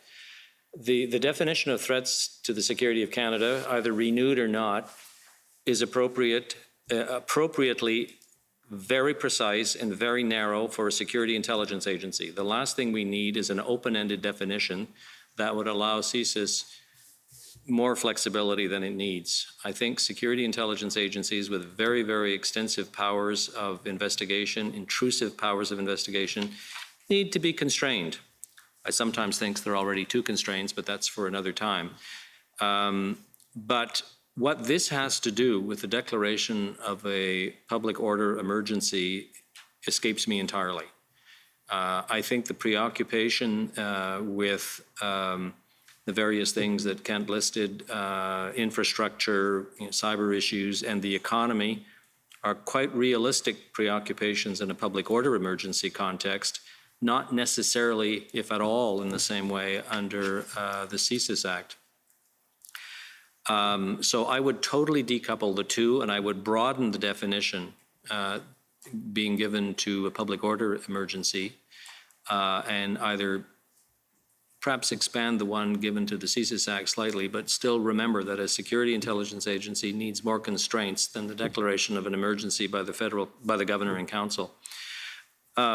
Leah raised one issue that I think is important in all of this, and that's the changing view that we have to the right to privacy, the reasonable expectation of privacy. I think it's changed since 1985, and it's one of the things that preoccupies a lot of people in CSIS because they worry the instant they come up against this, whether the barrier or the threshold, however you want to call it, is reasonable or not. And I would say that under the CSIS Act, the right to privacy is pretty important. When you're talking about a public order emergency, privacy still remains important, but I think it's less important if you're really talking about, significant threats to public order. And so I would include in the definitions I would include somewhere in the Emergencies Act a way of addressing the right to privacy such that it is separated for that in the way that that right is set out in the Privacy Act, in the way how it's used by other entities in the federal government. So I think I'll stop there and give Kent a bit more time, but I just stress my meta issue here is the Emergencies Act should have no reference whatsoever to the CSIS Act. They're two entirely different things, and whatever motivated Parliament at the time, since 1985, a lot of things have changed, and we should recognize that. Thanks, Ken. Thank you very, very much. Much appreciated.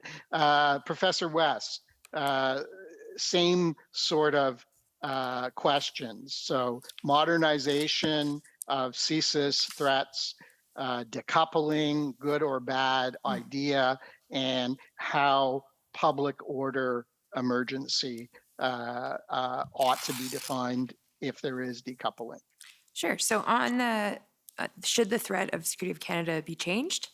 As I mentioned in my opening statement, I'm uncertain that what happened qualifies as a threat to the security of Canada as defined in the CSIS Act. And so to suggest that it did by definition, as it's currently written in the CSIS Act, is inadequate to cover these types of activities, I would argue is to accept that perhaps the legal death threshold wasn't met. I think the question of whether the CSIS Act ought to be modernized is the important one. And I would tend to agree that it does.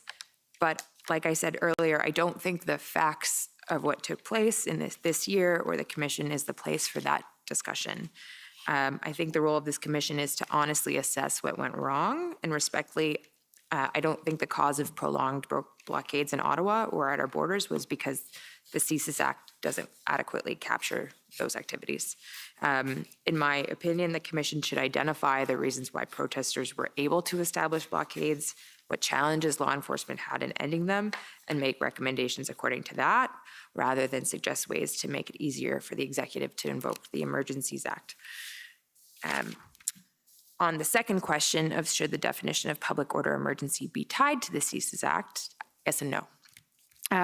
Currently, as Dick mentioned, what currently falls under the heading of a public order emergency is an emergency caused by a national security threat actor.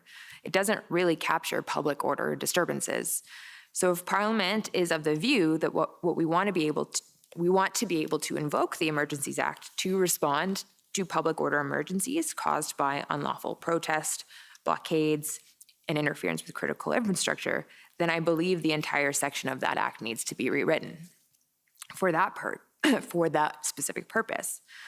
Not only do we need to change the triggers, but the powers and authorities available to the executive once a public emergency is invoked. Alternatively, the government could introduce separate legislation to create new offenses and new police powers and prevention orders related to the protection of critical infrastructure and the maintenance of public order. The UK government has recently introduced a piece of legislation that does that. It's the Public Order Bill, and it's currently in committee in the House of Lords. That said, I suspect Parliament will still want to ensure that emergencies arising from threats of terrorism, espionage, sabotage, foreign interference, and subversion can be addressed through the Emergencies Act. And in that case, I would not recommend decoupling the definition from the CSIS Act. These threats are already difficult for the public to assess, let alone identify. Canadians can see the effects of a flood, a pandemic, and a blockade in a war. Images and stories of those impacts fly across the country in real time. But espionage, covert efforts to overthrow the government or influence our democratic processes, foiled terrorist plots, often the only one that has the knowledge of those threats will be Canada's intelligence and law enforcement agencies. Moreover, the target of these threats in most cases is going to be the government itself. So we have potential for an unseen threat against those with the power to invoke the act, coupled with the fact that any such decision to invoke it will be given significant deference, and the intelligence used as the basis for that decision can be withheld on cabinet and national security privilege grounds, although not in this case. But this section of the Emergencies Act, and if we want to protect emergencies from them, is already ripe for abuse. Tying the invocation of the tying the invocation of an emergency caused from those types of threats to the CSIS Act, in my opinion, creates some level of objectivity to the legal test. The definition there is one that is routinely applied, understood, and subject to lots of review, as we've heard. And the whole point of including it in the EA was to eliminate questions about what does and does not amount to a national security threat that could trigger the EA. And I'm talking about threats from terrorism, subversion, espionage, etc. Using some novel or wider definition that would capture those threats, I think would render essentially any legal threshold meaningless. Thank you. Thank you very much. I'll turn to Ward Alcock now. Same two questions. The one thing I'll just remind everyone is, if there was decoupling, do you have any thoughts about Section 3 of the Emergency Act, which here defines a national emergency as an urgent and critical situation of a temporary nature. And I think we're dealing mostly with seriously endangers lives, health, or safety of Canadians, and is such of a proportion or nature as to exceed the capacity or authority of a province to deal with. And then, of course, where CSIS threats to security comes in is in the definition of a public order emergency, which has to meet that first definition that I have read, but also the Section 2 definition. So, Mr. Alcock, could you address 1, CSIS Act, 2, Emergency Act? Should they be separate or joined in some fashion? Some of the issues that come up in here are a comment that Dick made suggests to me that I may have been around for too long. I do, in fact, recall the passage of the emergencies legislation, and Dick asked the question, what was the driver for it? And in some respects, the driver at the time was constitutional discussions with Quebec, in which the issue of the War Measures Act was an irritant. And as much as anything, the driver for moving the emergencies legislation forward was the need to get that irritant off the table in the context of those constitutional issues. And that was, as I'm sure some of the people in the room will recall, was a time of considerable constitutional ferment. It was a very difficult period. I think that was the driver. And obviously, they were looking for a fast solution to the definition of an emergency, and they were at an earlier time before a lot of other issues, before 9/11, before our economy became closely interlinked with the United States, and the consequences of border closures became a huge issue, as they did with 9/11. Although why they left out things like national disasters, I'm not quite sure. But I think the definition was too narrow. But I think it was a quick fix. I agree with Dick entirely that there's no connection between the CSIS Act, really a real connection between the CSIS Act and the Emergencies Act. There need not be any close connection between the two. I think if one were to move to amend the definition and preserve the connection with the CSIS Act, and I think the Emergencies Act definition needs to be broadened to cover things like potentially economic issues, like potentially economic disasters. What will climate change mean? What would an earthquake in British Columbia that takes a good chunk of British Columbia out to the ocean mean in terms of disaster and the necessity of the federal government taking some action under some authority? Clearly, there are things that people need to think about. I don't have any particular advice on what are the things that should be added at this point, but I think they do need to be broadened. If those things were to be imported into the CSIS Act definition and retained in the CSIS Act, that some of those would have consequences for CSIS that I think are well beyond the purview of this commission. So as Dick said, I think it would be I think that it will be really important, and as I said at the beginning of this, to separate the definition in the Emergencies Act from the CSIS Act, particularly if there's any contemplation, as there should be, to change the definition and broaden it. It makes no sense to have the connection, to preserve that connection between the CSIS Act and the Emergencies Act in my mind. Thank you very much. So we now have two former directors of CSIS saying decouple. That may or may not be related to Mr. Fadden's admonition that intelligence should be policy neutral. We have Professor West saying that there are some connections. So Professor Wark, where are you on this continuum? So I get to play cleanup here as the only non-lawyer on this panel. So I thought actually we were all going to agree. I thought we were all going to agree that the CSIS Act definition of threats to the security of Canada performs a different purpose than anything that we would want to see in the Emergencies Act. And so I'm going to go to that decoupling argument in a minute, but the first thing I would say is that I suspect there's widespread agreement that the CSIS Act itself needs modernization. And the commissioner may decide that that is not central to the scope of his work, but any encouragement he could give in that direction, I think, would be welcome. And of course, it is an idea that has already been floated numerous times by the CSIS director and indeed by the Minister of Public Safety. So there is a lot of work to be done to modernize the CSIS Act, passed in 1984, and passed in two contexts which are, I don't think, any longer relevant. One context was scandal. The other context was the Cold War. But the first argument I'm going to make about now focusing on modernization of the Emergencies Act, and this is maybe a little bit out of scope, so I'll be very brief about it, but while I recognize that there could be public welfare emergencies, I actually think that part of the Emergencies Act should be dropped, because I don't think it is ever going to be usable in the context of a federated system. I also think the international and war emergency parts could be consolidated into one. This would leave a slimmed-down Emergencies Act with just two branches, and one of which would be a public order emergency. The second argument I'd make is that there will be a need for a definition of threats to the security of Canada to be included in a public order emergency.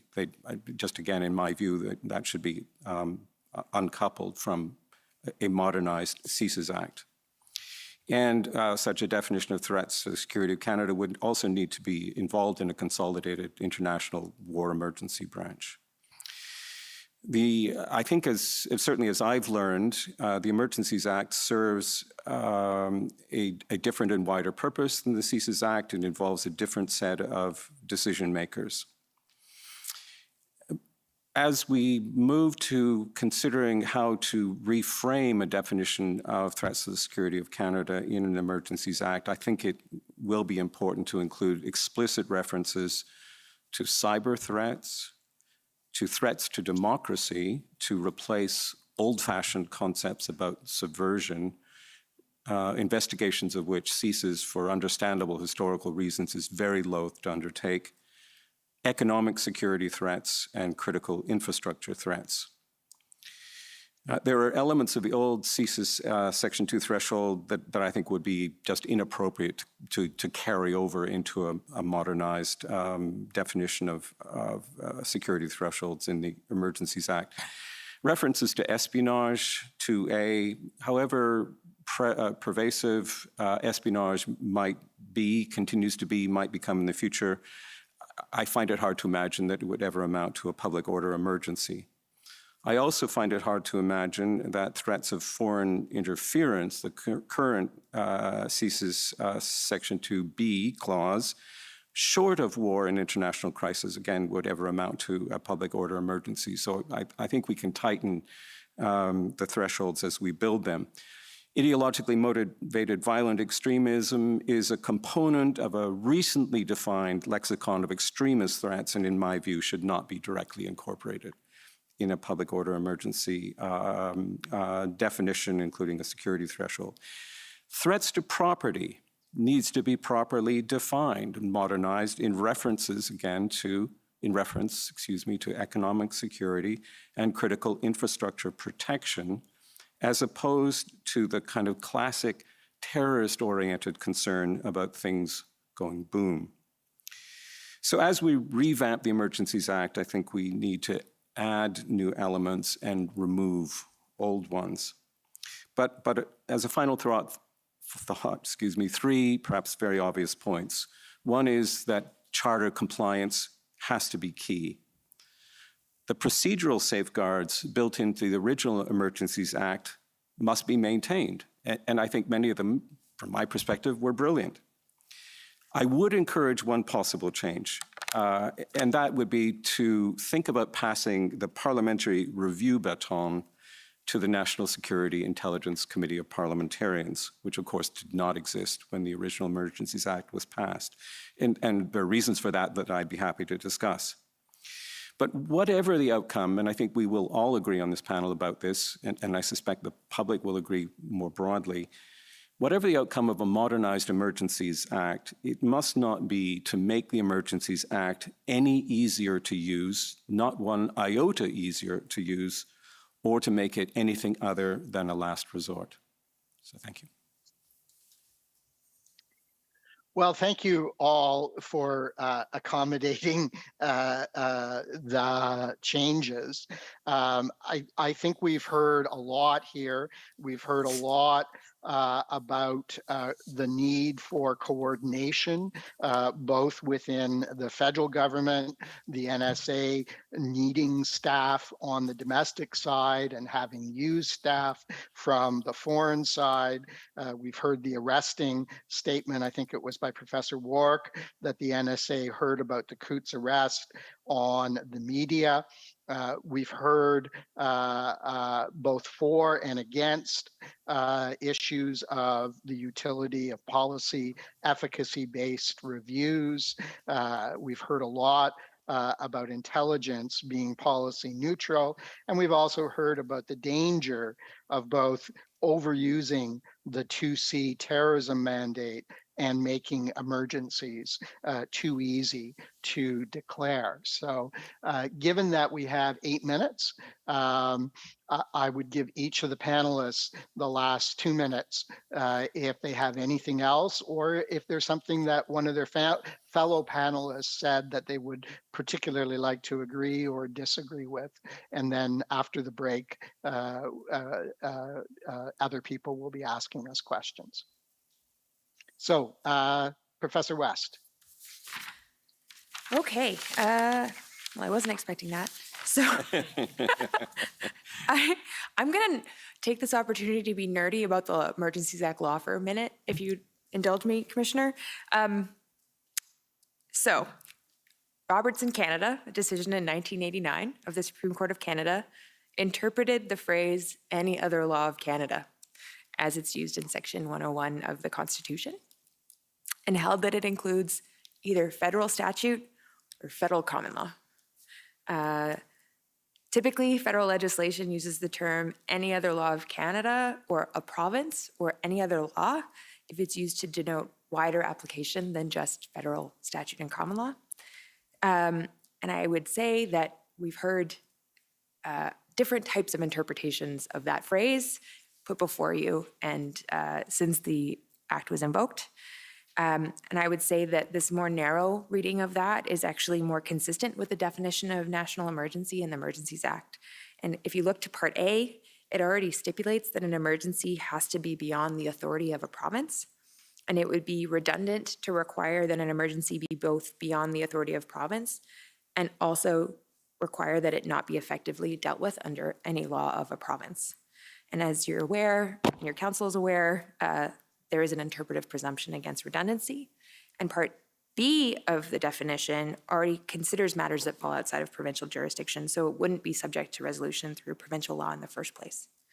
So once Cabinet has determined that there is a national emergency under A or B, and it's so therefore beyond the authority of a province, the question is simply whether there are other federal legislative authorities that it can rely on to deal with the emergency. Now, I don't think this actually changes the facts that Cabinet needs to establish in order to meet the legal threshold, but I do think that there's been a lack of clarity around this element of the definition, and I wanted to take this opportunity to try and clear it up. Well, as a fellow statutory interpretation nerd, Professor West, thank you very much. Mr. Fadden. Just a couple of points that either I made or have not made and my colleagues have made, one of which is the importance of judgment in all of this and the invocation of the Emergencies Act. I think the government's judgment has already been sustained by the House of Commons.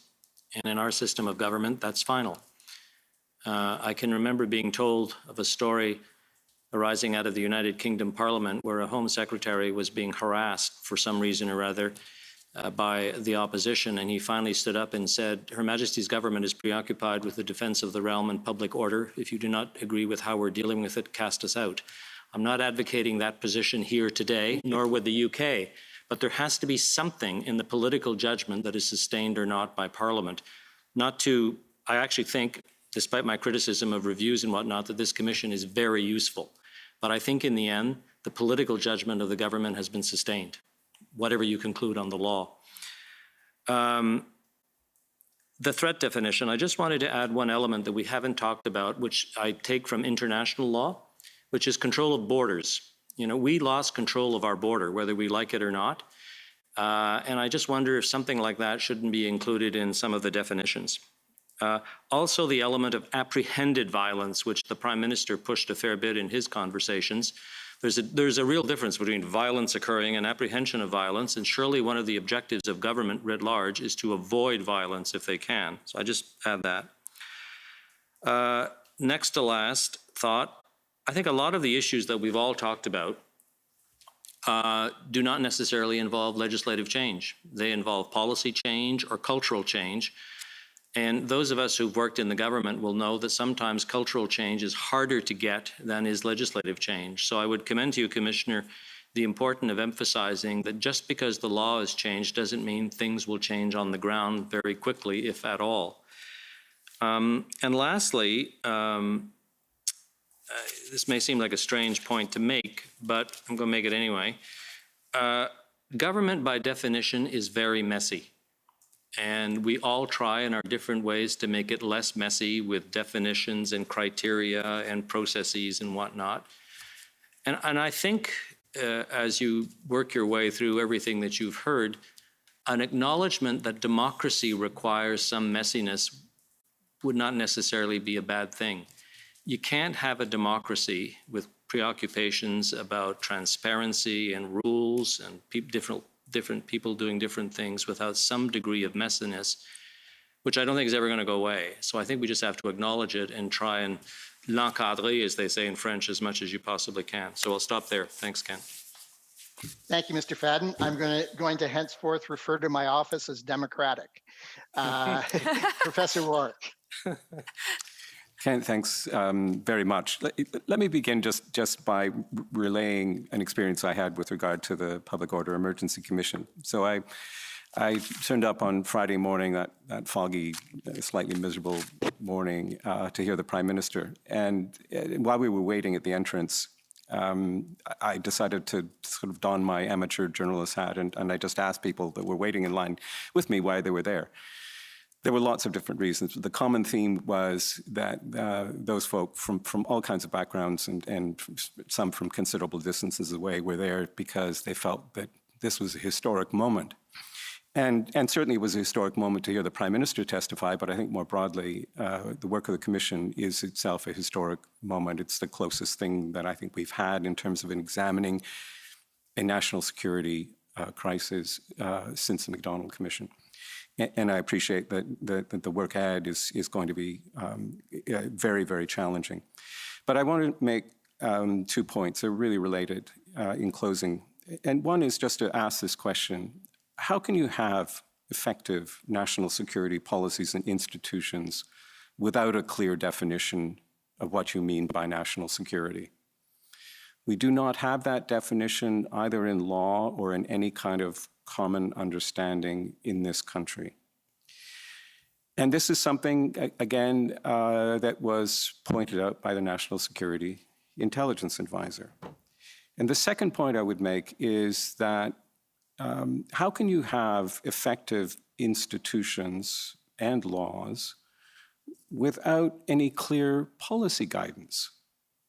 We have no national security strategy. We are unique among our Five Eyes partners in that deficiency. The last national, I'm making Ward wiggle here, the last national security policy was issued, as Council and the Commissioner know, in April 2004. And it has never been upgraded or modernized, and it's a challenge to find it even archivally. I think, and encourage the commissioner to the extent that he feels it's in the scope of his report, that we need to draw attention to these two key lacunae. The lack of a definition and understanding of what national security is for the government, for Canadians, for all levels of government, and the lack of any policy guidance whatsoever. Thank you. Once again, Mr. Alcock, you're the cleanup hitter. Yeah. I agree with Professor West. Since she raised that comment, I share her view with respect to the issue of any other law of Canada and how it ought to be interpreted. I agree with what Dick said. I don't entirely agree with Professor Wark. Again, I love strategies as much as the next person. I would remind people that the original strategy, which was published in just after 9/11 or shortly after 9/11, was as much as anything not about national security policy, but was more about ensuring that our neighbors to the south knew that we were actually engaged and doing something. We also changed the title of the Coordinator for Security and Intelligence because all of us had got tired of going to Washington and trying to explain to people what a coordinator was to the director of the CIA. I suspect Dick had the same problems I did. I'm not sure that a strategy is the issue extant. I think the issue is to go back to something that Dick said earlier, and with which I agree, and I've expressed the same view. National security is not perceived as a central issue in this country for a variety of reasons. I participated this year, and as Dick did as well, in 2 exercises to look at national security problems in Canada. And in every single one of those, we struggled with how do you encourage people with the question of how do you encourage people to pay more attention to national security, care about national security. I'm not sure a study does it. I'm not sure a strategy does it. I don't have an easy answer to how to accomplish that, but I think that many of the problems that we've talked about here or being talked about here would fall by the wayside if we actually had governments and a population which cared about national security, regardless of whether we did a strategy or did a statement or whatever. But I'm not sure how to get there.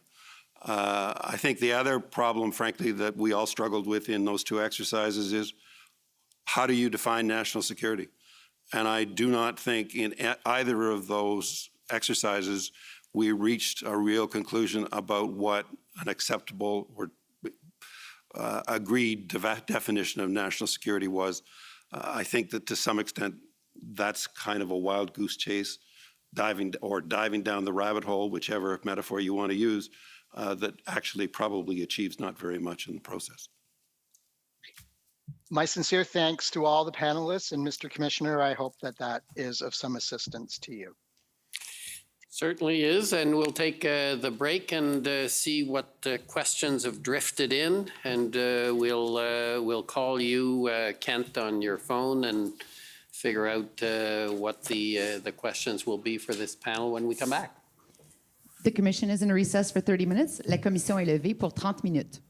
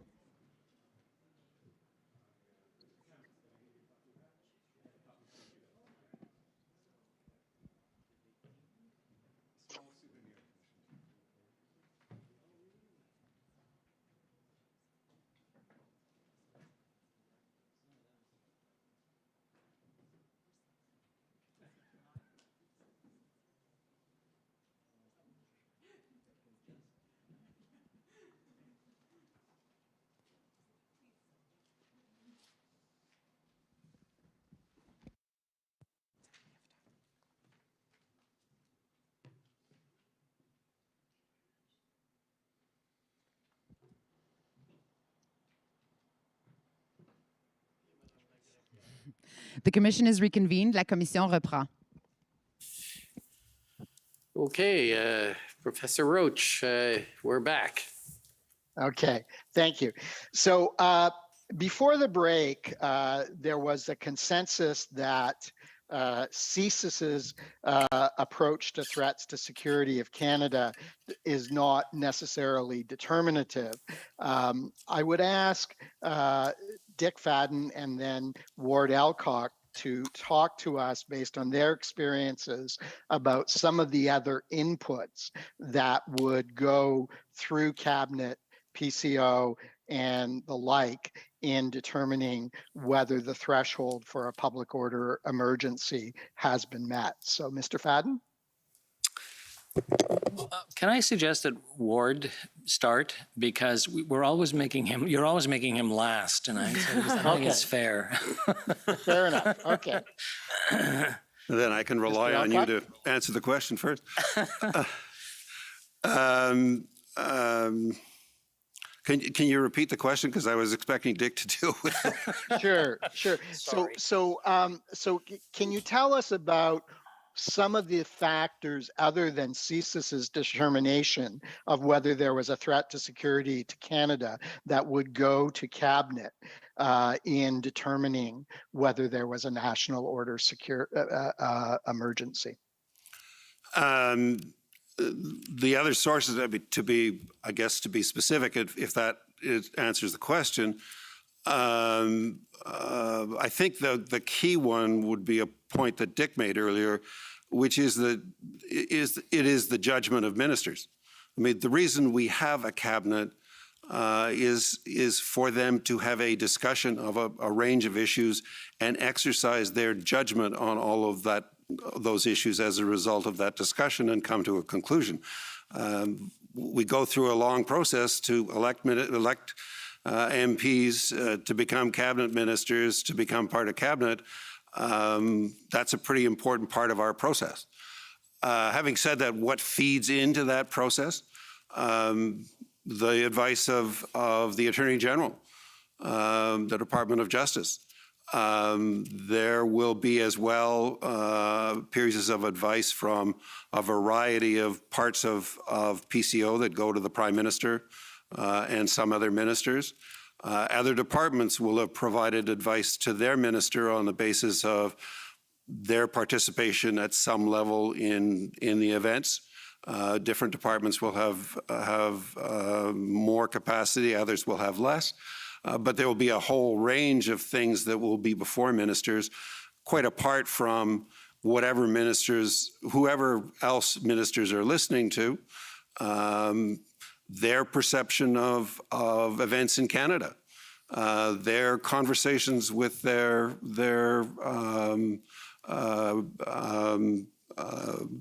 with electors, with people in their ridings. There are a whole range of things that ministers will have in their minds and before them as they go through these discussions. But again, as Dick said, it's the issue of judgment that they're there to exercise. That's why we elect them.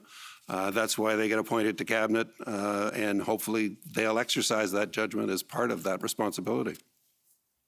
Thank you. Final word to Mr. Fadden on this question. Thanks. I agree with what Ward was saying. The only thing I would add is the practical reality of the Prime Minister and Minister listening to their political staff. I mean, public servants always say this is not a great thing because they're not subject matter experts, but inevitably, almost always, the last people the ministers and prime ministers will talk to are their political staff.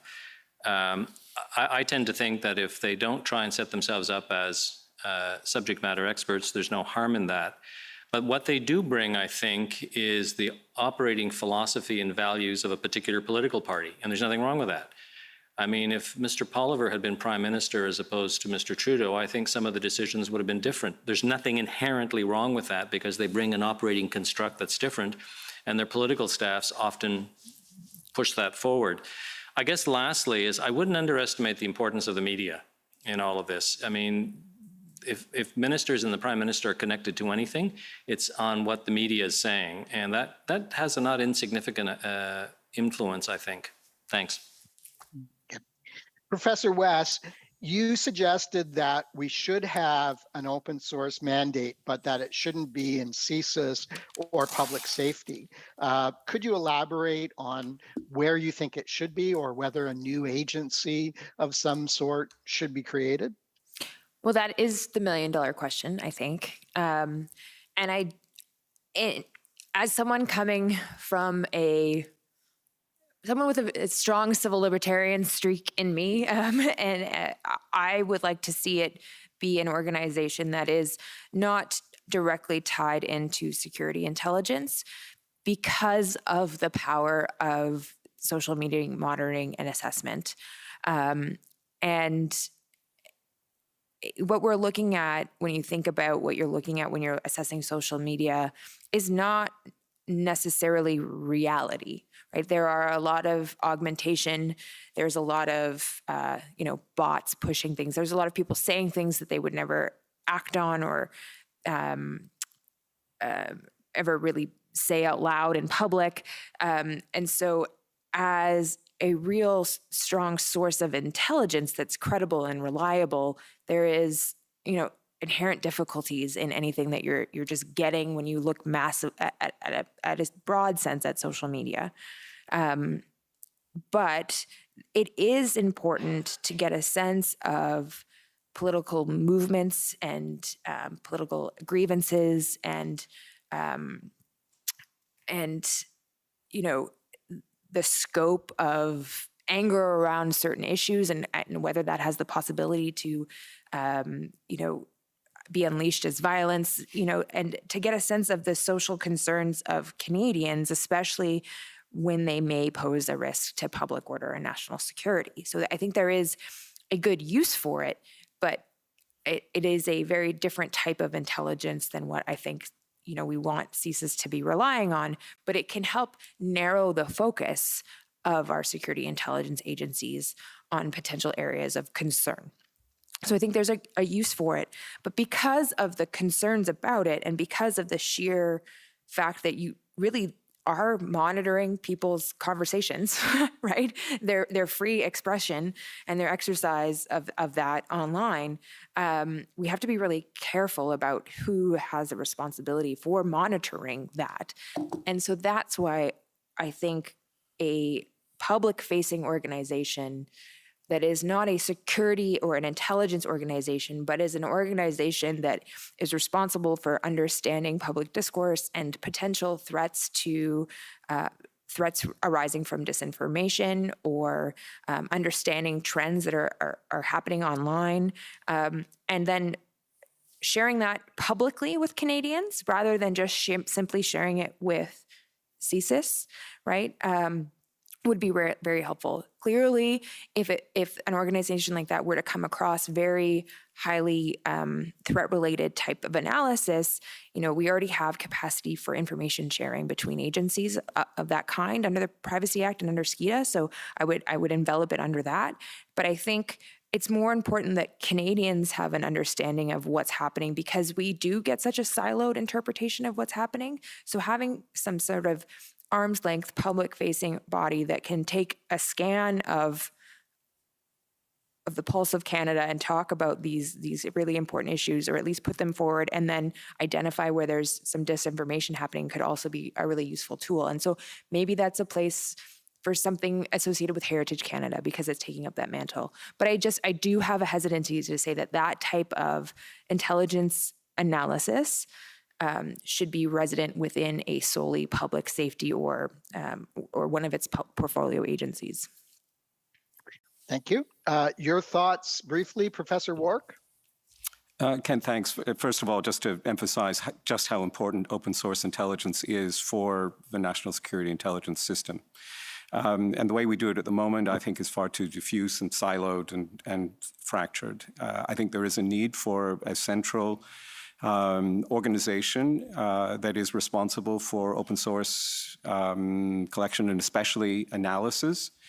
I'm thinking about Professor West's comments. I think it should be public-facing to a degree, but I think it is only going to be truly useful if it is within placed within the national security intelligence community. I would not put it in CSIS. CSIS director has made it clear he doesn't want it there.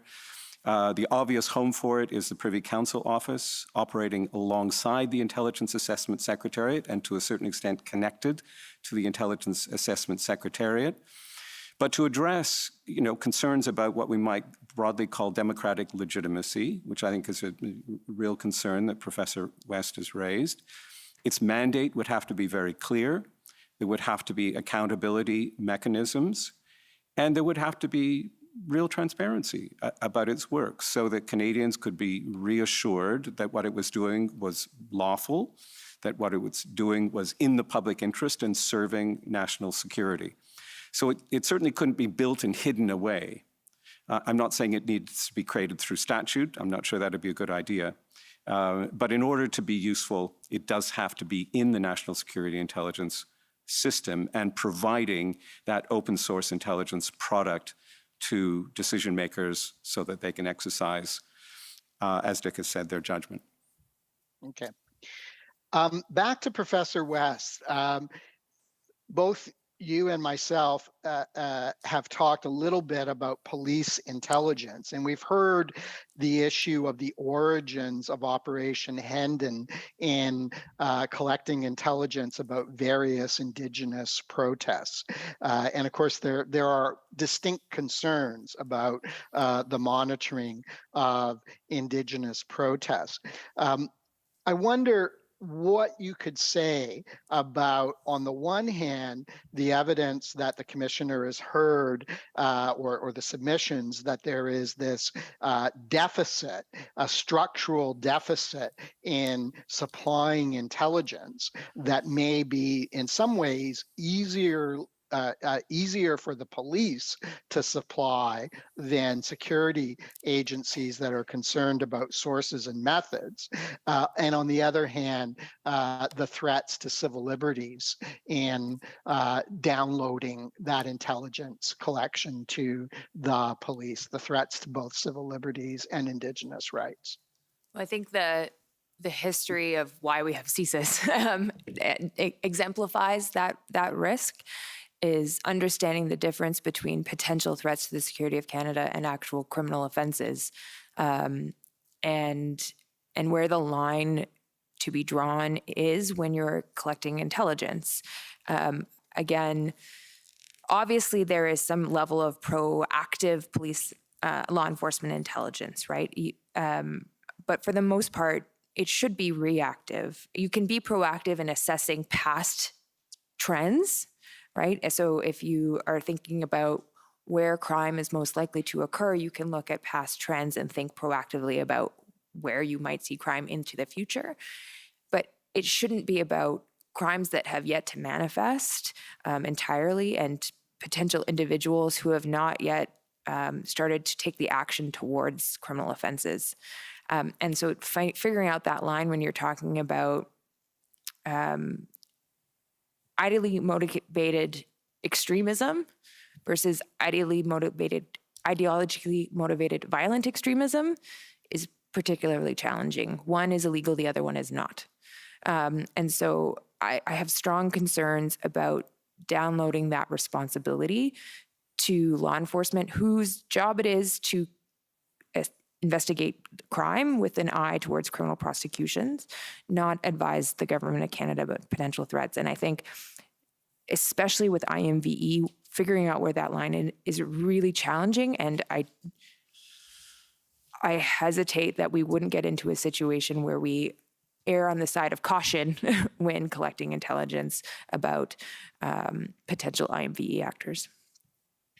Okay, so Mr. Fadden, you've suggested to the commissioner that we need a kind of national collection of intelligence. What about this danger in the context of IMVE, Indigenous protests, that Professor West has spoken about? Is there a danger that while CSIS may be too circumscribed, it could be a bit of the Wild West when it comes to provincial and municipal police deciding where the line between extremism and violent extremism, or wherever the line is. So how would civil liberties and Indigenous rights be protected in your understanding of a kind of national clearing center that would include municipal and provincial police intelligence as well as the federal products?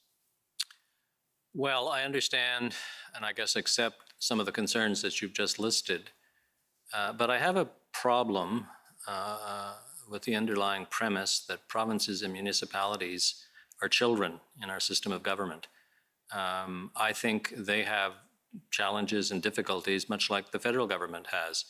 So if we were going down the path that I was suggesting, I think you'd need a fairly clearly articulated framework with criteria and objectives about how things were to be done. And I'm not suggesting as well that every municipality in Canada be instantaneously involved in this, but you start off with a pilot. The federal government and, I don't know, Ontario or in Quebec or BC, and then a couple of municipalities. And if it doesn't work, you disengage. But I think one of the difficulties in the national security area generally are people are afraid to try anything new for a whole variety of reasons. Some I would consider good, some I would consider bad.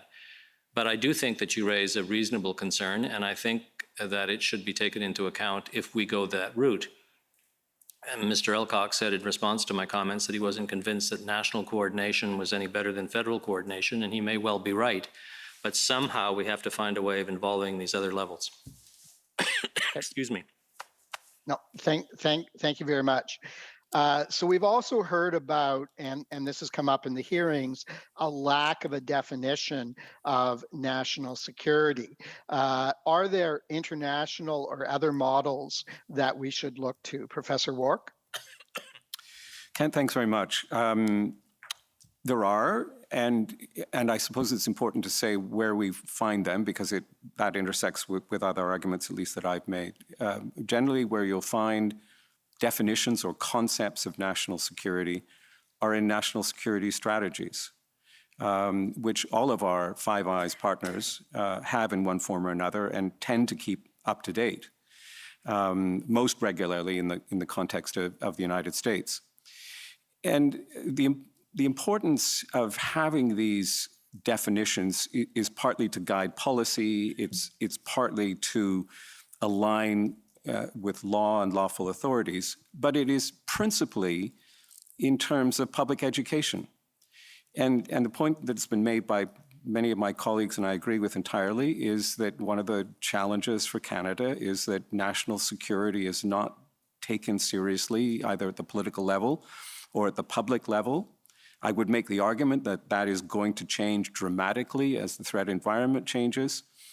But it is important, I think, to try and help the public understand what the meaning of national security is, what the threats might be, what the response capability of different levels of government might be, and to outline that, both as a piece of public education and as national security policy guidance for the government. So this is a little bit different than simply giving academics something to write about. This is a serious mission, I would say. And Ward is absolutely right in referring to the two projects that were undertaken recently with regard to thinking about national security strategy. It is very difficult to define what we mean by national security, but it's a worthwhile enterprise because what it does has to do, and does do, I think, in other doctrines adopted by our allies, is to align a concept of national security with the public interest. In other words, to spell out why should this matter for ordinary Canadians.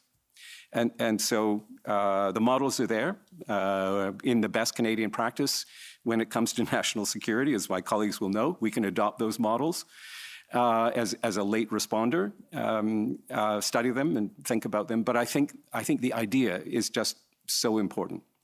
Thanks. Yep. Mr. Elcock, could you weigh in on whether we need a definition of national security and where we should get one? I think the issue of a national security definition, I mean, as I said earlier, it's really hard to come to an agreed definition on national security, not an easy discussion. I think borrowing from abroad, I think you have to be careful when you're borrowing from abroad because definitions of national security almost inherently reflect the circumstances of the country where that definition is developed. And so you want to be careful that you're not buying yourself problems or issues that actually you don't want to.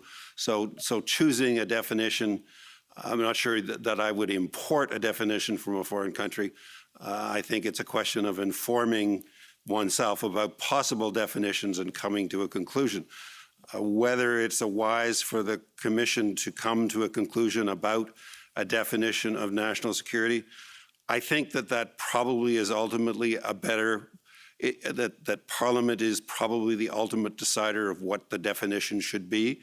And I think if the Commission were to come to a conclusion about what the definition was, that would probably freeze the issue in terms of how government saw it going forward. And that may not be the right course of action. But ultimately, there will have to, a definition is not a bad thing. It's a question more of how you arrive at that definition than whether or not there should or shouldn't be one. Thank you very much. And of course, as one of the parties has raised, if there was a legislative definition, it might involve consideration of Canada's obligations under the United Nations Declaration of Indigenous People. I have one specific question and then one more general question, which I think we can end up. So, Professor Wark, you suggested that in looking at accountability mechanisms, and there will be another panel that looks at accountability, that it makes sense for the National Security Committee of Parliamentarians, as opposed to the Joint Committee, which is currently looking at this to play a review function. Could you elaborate on that?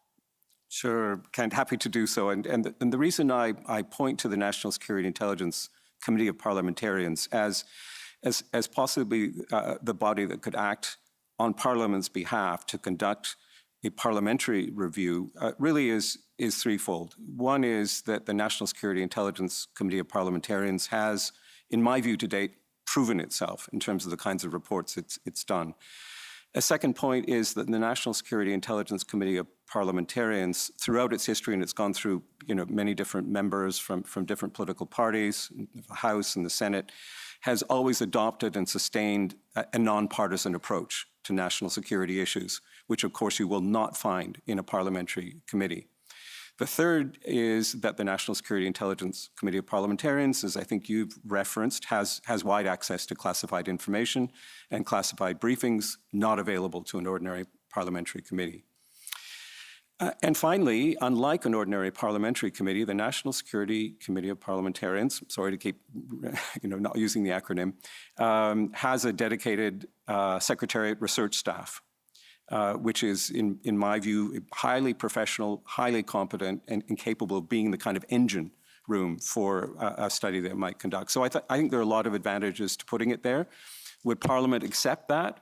I'm not sure. There are different views among parties about the legitimacy of the National Security Intelligence Committee of Parliamentarians, and we've seen that played out. But in my mind, it would be the ideal solution. Professor West, I'm going to spring this on you because you're the author of the leading text on national security law. What, if any, role should the NSIRA, the National Security Intelligence Review Agency, should that be built into amendments to the Emergency Act? And I'm thinking in particular, of course, that NSIRA has jurisdiction to see the legal advice that in relevant investigations that the government acts upon. And this inquiry has not seen the legal advice that was given to the government. I don't think NSIRA should have a role here. And I'll step back and say I tend to agree that in terms of whether or not Canadians accept the position put forward by the government of Canada, Parliament has already tended to speak on that issue. And I don't know that having a detailed analysis of the actual legal opinion by a separate commission or a separate body will really advance anything. I think this commission has its own purposes and it'll do its work, and it should be left to do its work and not have a separate agency doing something on the side. I will, however, push back on, and also NSIRE is just not really structurally set up for that. On NSI COP, I agree with all of the benefits of having NSI COP be the ones to conduct the parliamentary review. However, there are serious deficits with it as it is currently structured as a body of parliamentarians and not a parliamentary committee. For example, the inability to compel witnesses or evidence before it. It does not have that capacity. And ministers, for example, can say, I'm not going to testify or provide you with that information that you want right now because it's continues to be operationally relevant, which I think when you're dealing with a ongoing emergency, which is one of their tasks, would be really problematic for the committee. So if we wanted to give it to NSI COP, we would need to make it a full-fledged committee of parliament. It could not do that function as a committee of parliamentarians.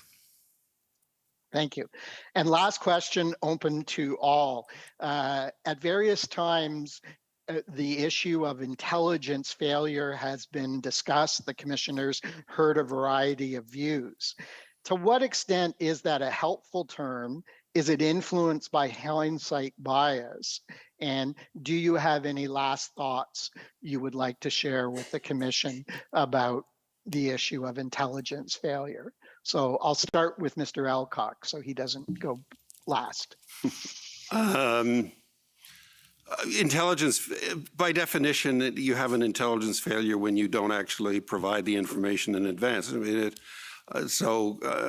in a sense, intelligence failure is something that every director of an intelligence service, and both Dick and I have done that for a few years, is something you live with all the time. You have probably more intelligence failures than successes. Fortunately, most of them are probably not in the public domain. Having said that, it's not entirely clear to me here that an intelligence failure is the real issue. I think the reality is that the issues here are much more complicated than an intelligence failure. There was some intelligence that probably should have given the Ottawa Police Service pause for thought. Clearly, analytical capacity failed in some way because that didn't get transferred through. One can look at the national security agencies and say they should have come up with information, but the reality was it was not a subject that, in their view, rose to the level of national security, the national security threat, and therefore it probably, apart from some analysis from ITAC or some other assessment agency, would not have given rise to the collection of additional information. So whether there's an intelligence failure here or not, I think is open to question. Professor Wark, and again, briefly. How can I be brief on this? Ken, thank you, though. Listen, I would say, first of all, discussing intelligence failure is just an inescapable reality. The challenge for the commissioner, I think, is deciding how real this was, how serious it was, what the nature of the impact was on the absence of critical pieces of good intelligence, whether it's early warning intelligence or intelligence, for example, on the fact that slow-rolling convoys might turn into border blockades. as well as the question of whether there might be armed factions at some of those border blockades. So I would also say not only is it an important thing to think about, but it's out there in the public domain. It is a question that has to be answered because it has been raised in the public domain and in the media. It cannot be avoided. Is it the real issue? I think it is. I guess just reinforce the point that I made at the beginning. I think that there is a direct link between intelligence failures, policing failures, and the circumstance in which the cabinet found themselves in a rush of decision-making over a few short days before the Emergencies Act was invoked. And it's important to remind ourselves that the Incident Response Group was only called for the very first time on February 10th, and the decision to invoke the Emergencies Act was issued on February 14th. That is crisis decision-making in its purest form. And I think it is clear, at least in my mind from the evidence that we've heard, that there was a lot of uncertainty about the threat that was being faced, particularly the future manifestations of that threat. So yes, intelligence failure is a big issue, and I'll finish on that, Kent. Thank you. Thank you. Mr. Fadden. Thank you. I don't like the expression, not because I worked in intelligence, and as Ward said, I certainly have had my fair share with my colleagues, but I would think of it more as an advance warning failure, because or at least I articulated the view that government was in receipt of information from any number of sources, not just intelligence, and seemingly none of these sources, be they from the police or anywhere else, sort of got up and rang the alarm bell. Part of this is, I think, structural. Part of it is, I think people just couldn't believe this was going to happen in Canada, which is one of our problem with these issues. But also, in terms of failures, I think it's important to distinguish between what I would characterize as operational failures. Something didn't happen in the context of, the public order, or what might be termed more strategic. I mean, did we have as a country a general view of where right-wing extremism was going in its opposition to the COVID mandates or not? I don't think we did that particularly well. And for that, you didn't need the secret intelligence and the intrusive methods of collection the CSIS have to do. Any number of people could have done this. Some think tanks could have done this better than was the case. So I think I would dilute a bit your question by saying, were there failures? Absolutely. I'm not sure it was exclusively intelligence. I think we could spread the blame. Also remembering that intelligence is advice. It's not determinative. And I think sometimes people forget that. Thanks. Thank you. Professor West. So I would agree that I from what I've seen, to me, didn't seem to be an intelligence failure, but a failure to act on that intelligence. And what we really had was a federalism failure. The Emergencies Act is based on the premise of everyone doing their jobs at the municipal, provincial, and federal levels. That's a good point. And that didn't happen. I think, to me, that is the biggest failure that we need to take away from this. Well, thank you very much. And my sincere thanks to the panelists for your patience and brevity. And again, Mr. Commissioner, I hope this is of some use. Well, I just want to echo Kent's thanks to the panel. This was a very thoughtful panel. Obviously, you've given this a lot of thought. You were very helpful. And it's for me a real pleasure to be listening to experts from the different, well, it's actually one area, and but different perspectives. How's that? And it was very stimulating to me, stimulating thoughts, and I hope will be reflected in the ultimate report whenever I figure out what that's going to look like. And finally, I want to thank Kent for ably handling this and moving it along so well and focused on issues that I think are very important to the Commission. So with that, we're going to break for the lunch, and again, mes sincères remerciements pour... And my sincere thanks for those excellent presentations and excellent management of time. Thank you very much. La commission est levée jusqu'à 14 heures.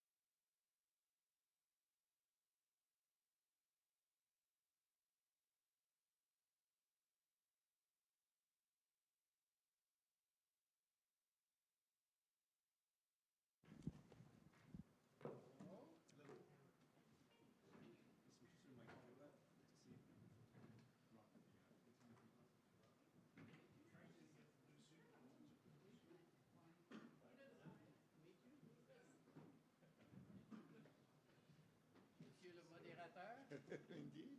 Michael Williams, very nice to meet you, sir. The commission is reconvened. La commission reprend. Okay, so we're now into the afternoon session of today's policy rounds. And it's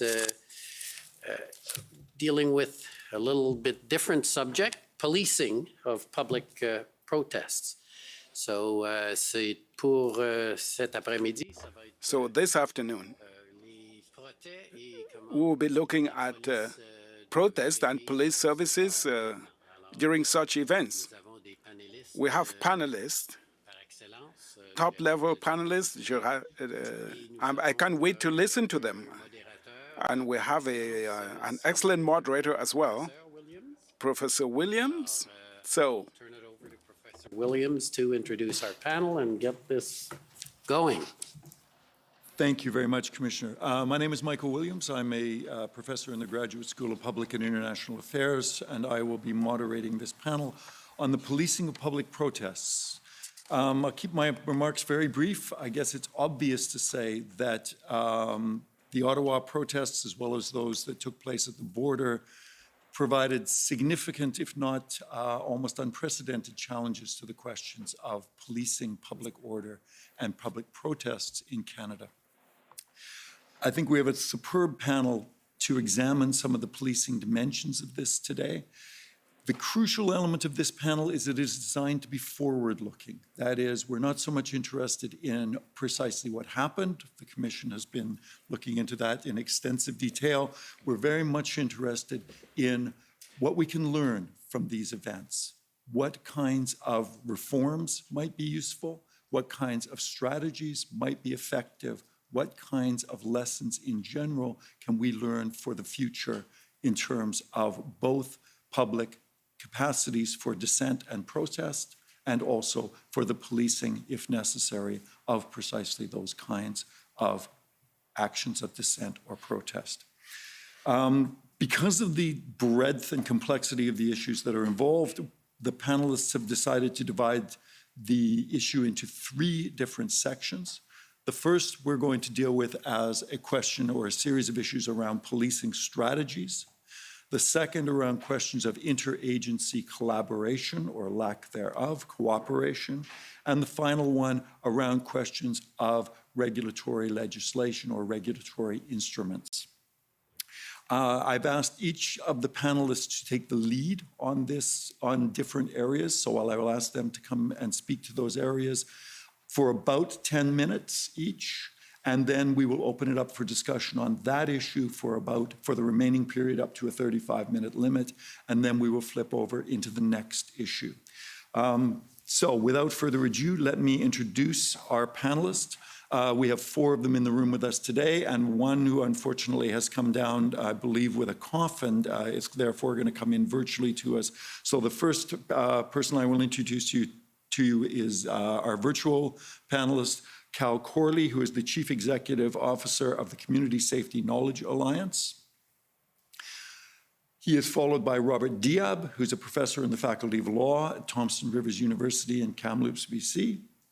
We're also lucky enough to have Bonnie Emerson, Superintendent of Community Engagement of the Winnipeg Police Service, followed by Colton Fair, Assistant Professor in the Faculty of Law also at Thompson Rivers University, and finally, Michael Kempa, Associate Professor in the Department of Criminology at the University of Ottawa. I'd like then to turn first to the question of policing strategies and the lessons, the implications, the consequences of the Ottawa protests. Michael, perhaps you could lead us off on that topic. Sure. Thank you very much, Commissioner, and all the council who are here. I very much appreciate being included. What I wanted to do essentially today was some briefer comments on overall strategies for dealing with mass protest and really focus my comments on opportunities for integration planning, some of which are as yet underexploited, but where there may be directions for improvement in the future. In an oversweeping type statement, we can say that the lessons of policing mass protests that were learned at the G20 in Toronto in 2010 were in many ways applied in the mass protests in the Ottawa region and across Canada for that matter, but the lessons of G20 were in many ways not applicable to the nature of protests that we saw this time around. Simply stated, very much the lesson of G20 was to have police work on more of a stand back type strategy of containment, where over a period of time protests would run their course, dissipate, and ultimately where an enforcement action may be necessary, it would be on a smaller scale. That type of approach in Ottawa was heavily criticized, as we all know, and we spoke in terms of a new paradigm in protest type, for which many of the lessons of the past do not seem to apply. So in terms of meeting that new challenge, pooling collective knowledge, pooling collective resources is a major issue. And of course, we've covered the ground thoroughly that coordination across policing agencies, coordination between police agencies and their civilian oversight bodies, and political overseers is extraordinarily difficult. So the comments that I'll make, I'll mostly focus on the framework in Ontario for the reason that Ontario was very much a focus in terms of police coordination for this commission, but also very often what we see in Ontario legislation finds its way into police frameworks across the country over time. So the current reality in Ontario is that police interaction and police governance is ultimately governed by the Police Services Act of 1990. The more recent piece of legislation, 2019's COPS, the Comprehensive Ontario Police Services Act, of which the Community Safety Act is a part, is as yet unproclaimed.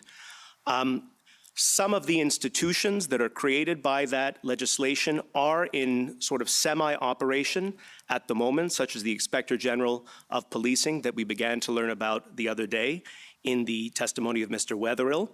But we're still waiting on the development of regulations prior to that legislation coming into full effect. So in terms of coordination across agencies, and particularly at the level of planning and sharing resources, there are obviously the proactive and reactive dimensions to integration. At the proactive level, it is clear that where police services boards, by the authority of the Police Services Act 1990, as made clear in the Morden report, although this is mostly the subject of other panels, do have the authority to ask questions and even often input or advice, which chiefs are free to take or leave, on matters of operational planning for most issues, but most especially for major events. What Justice Morden calls corporate events, which is to say events that are large enough that the entire police service is implicated in dealing with that particular event. So there is certainly a role for boards working proactively with their chiefs to ask if the possibility, the need to coordinate with other police organizations could be on the table, and perhaps leading that conversation with their chief and linking up through currently the OCPC by the 1990 Police Services Act, and moving forward, that same role, I understand, will be taken over by the Inspector General with the new legislation. My understanding that the IG would serve as a type of quarterback role for police services boards with the Solicitor General, coordinating messages, offering mostly procedural advice rather than policy advice to boards from the Inspector General. Where there's an anticipation that there might be the need for a major event of resources and coordination. You just slow down a bit for Sure. the interpreters. It's Certainly. a bit of a challenge.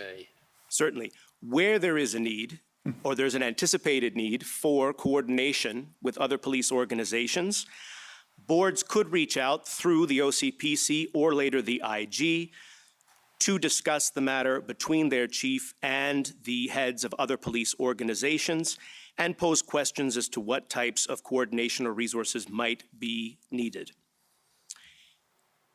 In terms of post hoc or reactive coordination, however, there is certainly the possibility of this type of discussion between chiefs, their boards, the OCPC or IG, and other police services within the Police Services Act.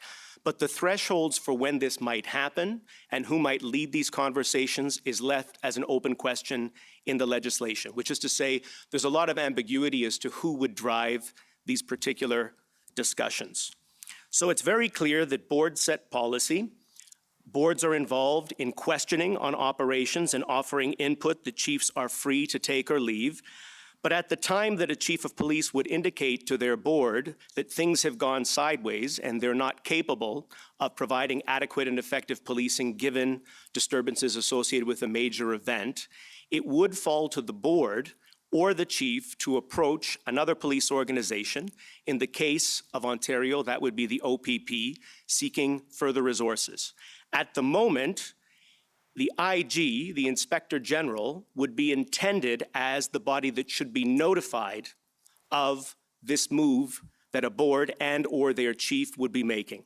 Where a chief makes the request directly to the commissioner of the OPP, the commissioner of the OPP is obligated to provide support to the OPS in this case, but it would be within that commissioner's interpretation of what type of support would be appropriate. Where a board maybe doesn't agree with their chief and would be making a request directly to the OPP, for example, the commissioner of the OPP is not required to necessarily provide support, but if he or she decides that support is necessary, again, it is within their discretion to decide what type of support might be appropriate. This system, while it allows for this type of discussion and coordination, is silent on what exactly the thresholds would be to move the discussion if there's not agreement, for example, between a chief of police, a local chief of police, municipal, their board, and the OPP, in the example of Ontario. So this is to say that our system works well where the stress test or the event is not so difficult to handle that it stresses that particular system, or where there's an alignment of opinion or personalities or priorities of the personalities involved. In other words, if there's good working relationships between boards, board heads, chiefs of police, and commissioners of the OPP, and those who are either on OCPC but more later, or when the legislation is updated, the Inspector General, it works well where there's agreement between these particular players. What might be suggested, though, would be a series of thresholds where automatic degrees of either coordination or either transference of decision-making authority might move between organizations depending on the nature of the ask and the nature of the circumstance. So we heard testimony from Commissioner Carrick of the OPP, for example, that there are over 200 requests of the OPP for various forms of assistance over the course of the year. Most of them are quite small in scope and size, and most of them come with very few strings attached on the part of the OPP. As the ask gets larger in terms of number of police officers, the OPP explains that it has a responsibility for influence over what will be done with its resources. Now, obviously, for reasons of collective agreement of having to assure the safety of their officers and membership, they want influence over what will be used with their personnel resources. It's been suggested in some of my conversations with police professionals in these organizations that perhaps as the ask increases and the size of officer or resource request increases, the degree of OPP influence would increase in a commensurate way. So for example, and I'm not sure what the thresholds would be, these would be open questions. If a municipal police service was asking for a percentage of officers relative to its own membership in greater of a certain threshold, it would come with automatic integration of OPP involvement in the planning stages. And if that threshold was to increase further to a certain percentage, it may then be an automatic threshold where the OPP would simply take over responsibility for operational planning entirely.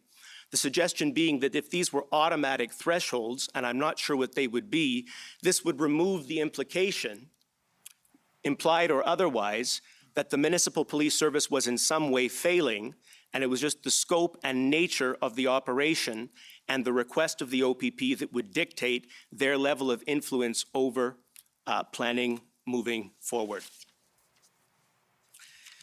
The last thing I'll say is, before we move on, is simply I've been asked whether the issue of bias within police organizations can influence the execution of their operations.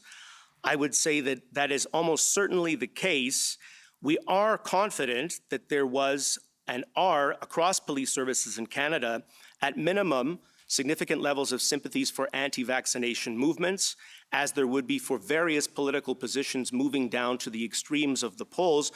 To the extent that the police are drawn from society, they would reflect the attitudes that exist in society. We simply don't know the N at this time. It has not been measured. So what was put to me by a member of OPS, which I thought was very insightful, was they said that less than 10% of officers can impact more than 90% of operational outcomes, where if you have a small number of officers with sympathies to various causes, it's quite easy for a small number to have an outsized impact on the execution of an operation.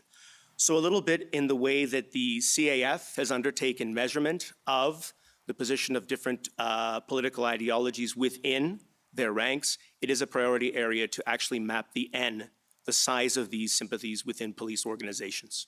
I'll leave it there. Great. Thank you, Michael. I'd like now to turn, please, to Bonnie Emerson. Just going to start the time.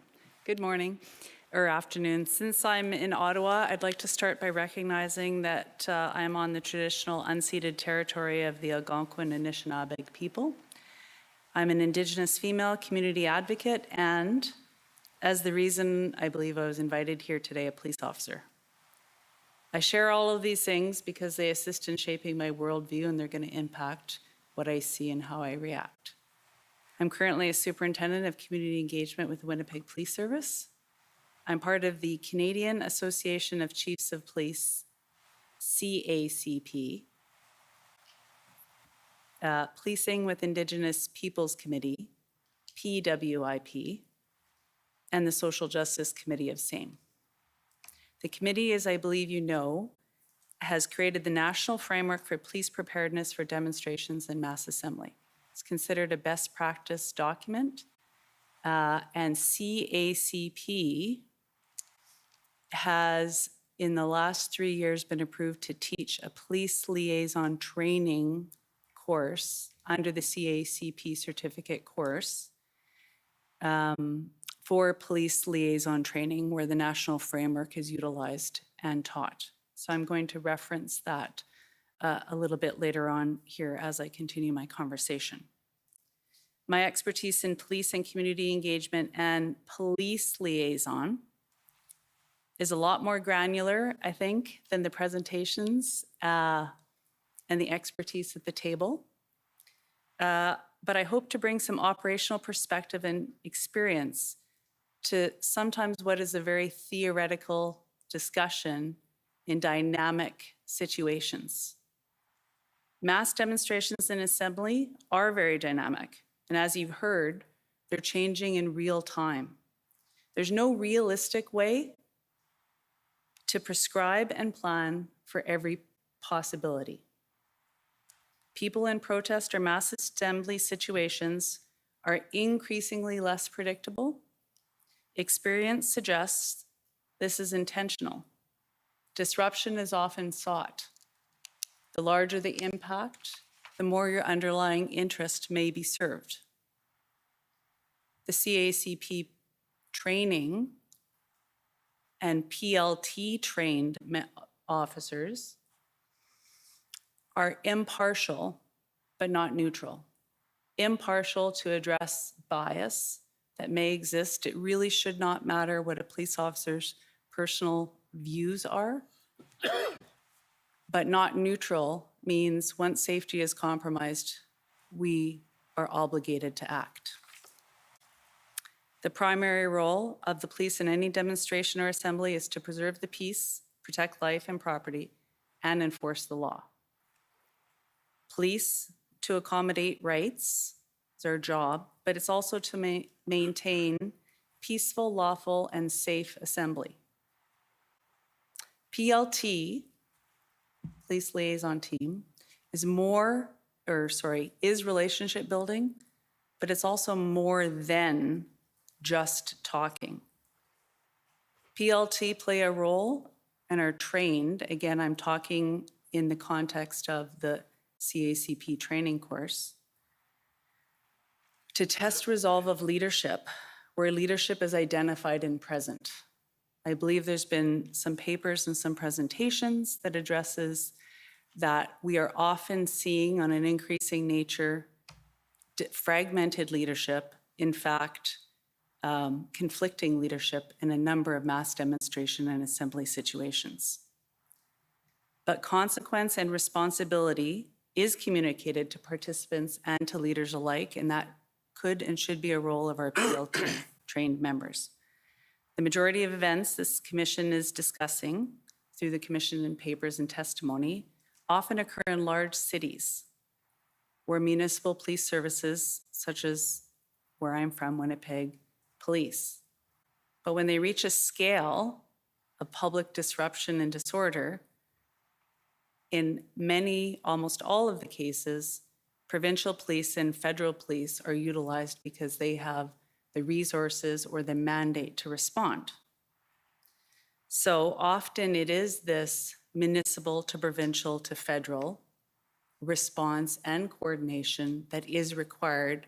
And how do we prescribe it, but still allowing the flexibility and adaptation that is absolutely essential in a dynamic situation?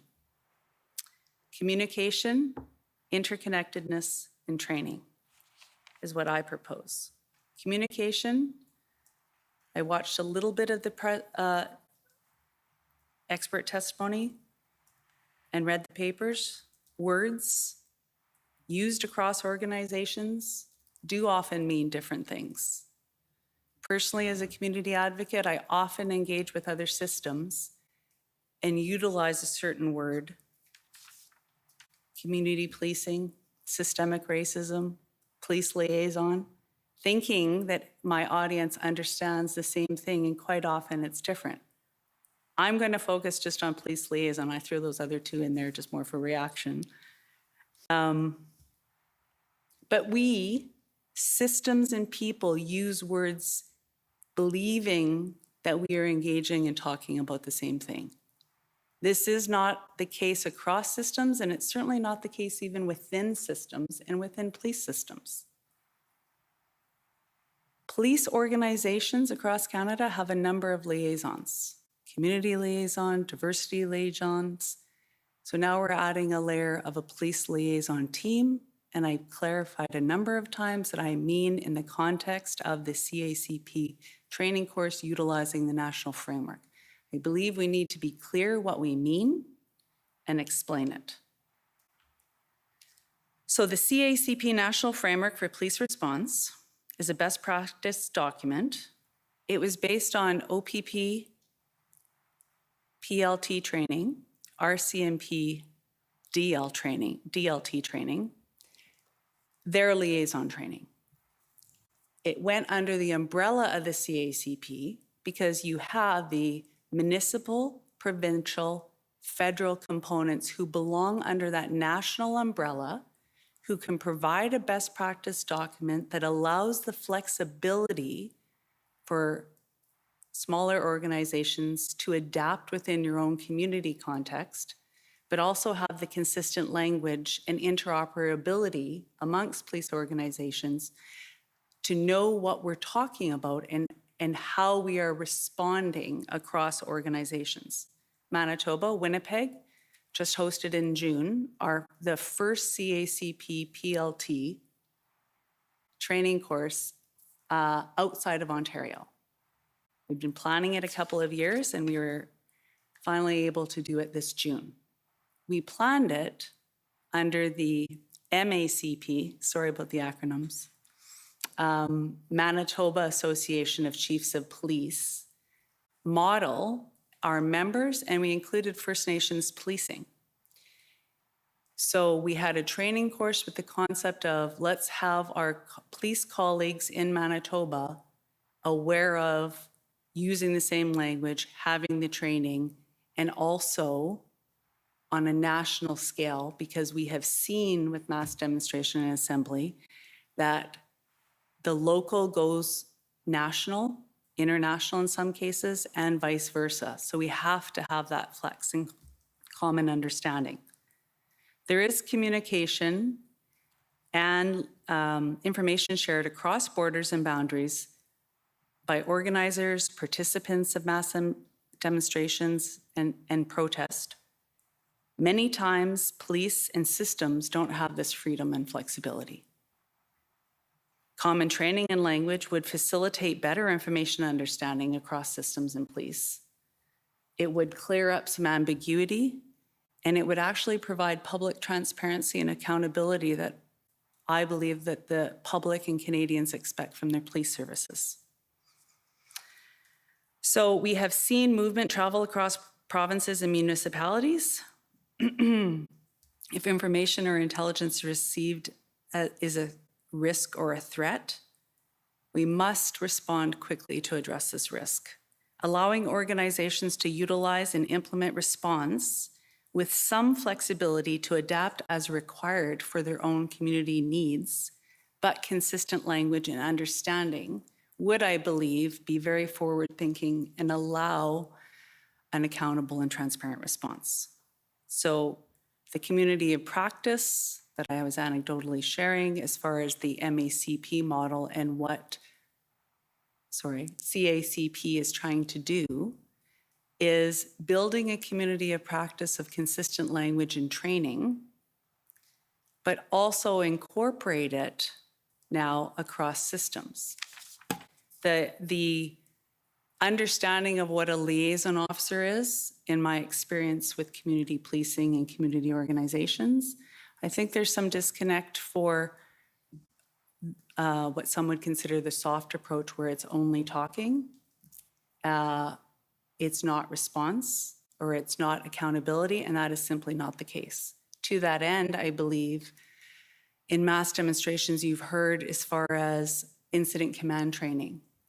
PLT and liaison training needs to be incorporated into that within the police systems so that you have multiple units within police organizations who have an understanding, because the incident command model, PLT is only a part, but if your gold or integrated command doesn't have understanding of that, they may not utilize it appropriately. So I started with the role of the police and safety. In the end, safety is the bottom line. Staying current, understanding constantly shifting dynamic. Social media has increased exponentially the volatility, the reach, and the impact of what we're seeing in mass demonstration. Technology has only amplified this. There's evolving factors and means for people to communicate.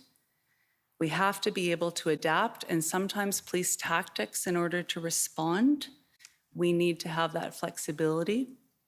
We know there's backlash, increasing backlash against government, police, media, academia. In growing numbers, it's on the rise. And I think that needs to be considered from a safety component, not just for the public, but also for police officers. Police officers, government officials, high-profile individuals are being targeted. How we incorporate our training and our members going out to respond may involve looking at how do we identify them in a way that may not include something like a name tag to recognize that security risk and impact. So finally, Canadian history and our historical context is relevant. It's necessary. We must pay attention to the nothing about us without us. This means something. Indigenous leadership, the Canadian experience and context must be taken into consideration, and it has more to do than just the history of police and our Indigenous peoples. It involves all of our systems. So it's significant with police interaction. It also has significance for almost all areas that have been before the Commission. Indigenous community leadership and governments should be acknowledged and considered as we go forward and make plans. Thank you. Thank you very much. Commissioner, would you have any questions before I open it to the panel? No, I'm fine to listen. Thank you. Would anyone like to respond, react, comment. I have a number of questions that I would like to ask, but I want other people to have a chance to go first. Michael, is there anything that you wanted to come in? Cal, I don't want to ignore you down there on the screen. No? Okay. Great. Can I ask you then, Bonnie Emerson, I'm really curious where you ended with nothing about us without us in terms of liaising with the leaderships of various protest groups. But you also stressed at the very beginning of your talk the fragmented leadership nature of many contemporary, especially mass movements. How does one try to think about bringing those two things together? How do you think about who the us that you need to speak to is if you have a fragmented leadership in a movement that is difficult to speak to? So Indigenous leadership I used in the context of a nation-to-nation relationship and looking at the leadership. There's special provisions, of course, in Canadian law, recognizing and acknowledging our Canadian history. So Indigenous leadership for land claims, and I believe Ipperwash was one of the papers studied and presented, where there is a significant context that must be considered in response and in planning in this context. If you are looking at Indigenous land, then the leadership would be their governance structure and model, much like the political leadership is considered in a city context or a provincial context. The fragmented leadership that I referenced for mass demonstration and assembly is within a demonstration or protest capacity where in one case it is the evolving nature, I believe, of social media where people are responding, and so they have multiple different underlying interests on why they choose to participate. But it's also a response to accountability and how the police are responding and warning and holding people accountable. We see adaptation to cause and effect. So having a fragmented leadership and no one person saying, yes, I'm organizing this event, means there's further requirements and or work that needs to be done by the police or the group. So two different things, but I'll be quick and just say the final is in the context of my work within community organizations and within Indigenous organizations. The historical context I reference is that there's lots of studying of Indigenous people without that information belonging to, or there's government or state or police advocating and saying for them. So the nothing about us without us is in reference to if we're going to be talking about the special provisions in Canadian law, then the people that law affects should be involved in the discussions. Thank you very much. Cal's got his hand up. Thank you. Cal Corley, please. Yeah, thank you, Michael. And I apologize if I go on mute here periodically, just dealing with a bit of a chest cold. I'd just like to pick up on Bonnie's comments as pertaining to Indigenous involvement, and I'll speak to it a bit more concretely later. But I think it's important for a couple of reasons. One is the recognition today that our First Nation governments are recognized within the system. They're consulted on a number of things. It's just the right thing to do. On a very pragmatic level, in terms of dealing with conflict at public order events, I think there's also a perspective that's brought from Indigenous communities and Indigenous leaders in terms of ways and means regarding, excuse me, the resolution of conflict that I think it's an important perspective that can be brought to bear. And as I'll speak later, the involvement of Indigenous leadership from the planning through to implementation, development of strategies, tactics and operations, and the implementation thereof. I think it's an important perspective that is for both those reasons, very important. Thank you. Excellent. Thank you. Does anybody else want to come in on that? Michael, Sure. please. I would just add in terms of overlapping the question of Indigenous involvement with questions of resources, the involvement of protest groups in self-policing initiatives within protest was under-discussed in the current context and is something that has come up as a major trend in policing mass protest over the last 20 years. Very often this has been tied to questions of PLT and negotiation of so-called protest green zones, where in exchange for moving protest into agreed areas after a period of time in symbolically important areas, this can be done in exchange for the involvement of protest leadership in taking some responsibility for the groups over which they have control. This obviously works better in situations where protesters are more unified in terms of factions on the ground and so forth, which often is the case in Indigenous protests as opposed to mass protest of the type we saw in Ottawa.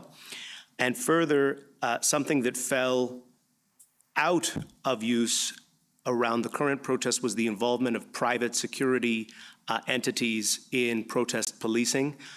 This was a major feature of the G20 security planning in Toronto, and it's been a major trend for the last 25 years or so. This has been something that did not come up and was not a part of the current policing response or security response around the current issue. And this comes up both at the level of private security potential involvement at the lower level of street enforcement, just enforcement of bylaw or the guarding of physical space, all the way up to the high end of strategic planning, and also critically the digestion of intelligence and its sort of the laying out the options for the operationalization of that intelligence. So what the operational implications of different types of intelligence may be. It's just something that curiously was completely absent from the current situation across Canada. And is it your suggestion then that a coordinating device needs to be put in place to bring that kind of, what in the jargon is called a policing assemblage together?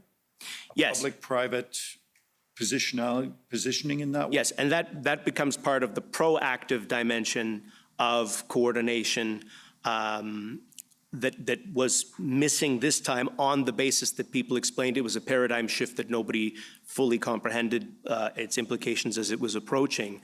But the idea that would again be that the fulcrum of all of this seems to be unambiguously it is police services boards that lead these conversations, whether they currently have the capacity to do so at the moment or not, and to be asking their chiefs and facilitating perhaps with other groups who can be involved in the policing assemblage. So just for example, there's been some discussion that police services boards might take on the role more of community safety and well-being boards to fit in with that type of municipal level planning, of which policing is a part. It would be a similar type approach for public order proactive planning. Great. Would anyone else like to comment on that before I turn it over to Cal? Okay. Cal, please, you'd like to, and a number of these issues are obviously going to intersect with each other.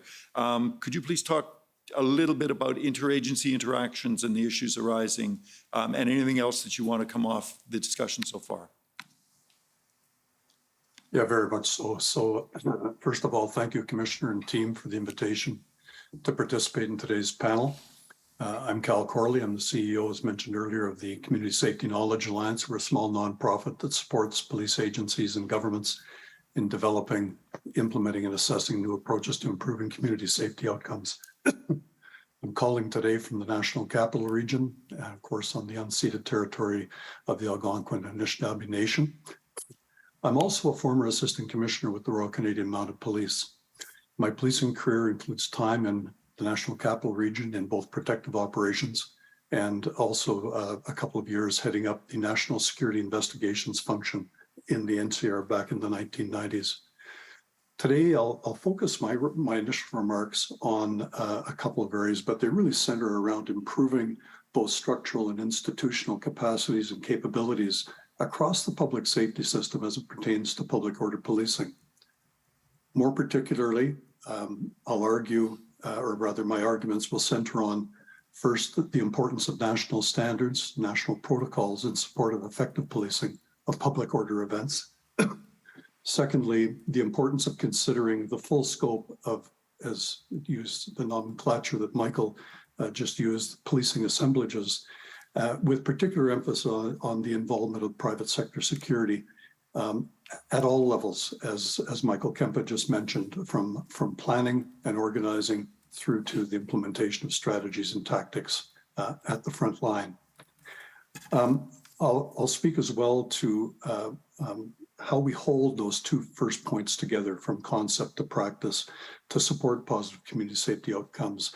And I'll talk there in terms of multi and bilateral agreements and the vital importance of joint learning on the part of all of the actors. And finally, I'll offer a few observations as it pertains to thresholds for leadership, responsibility, and accountability at major public order events and public order emergencies.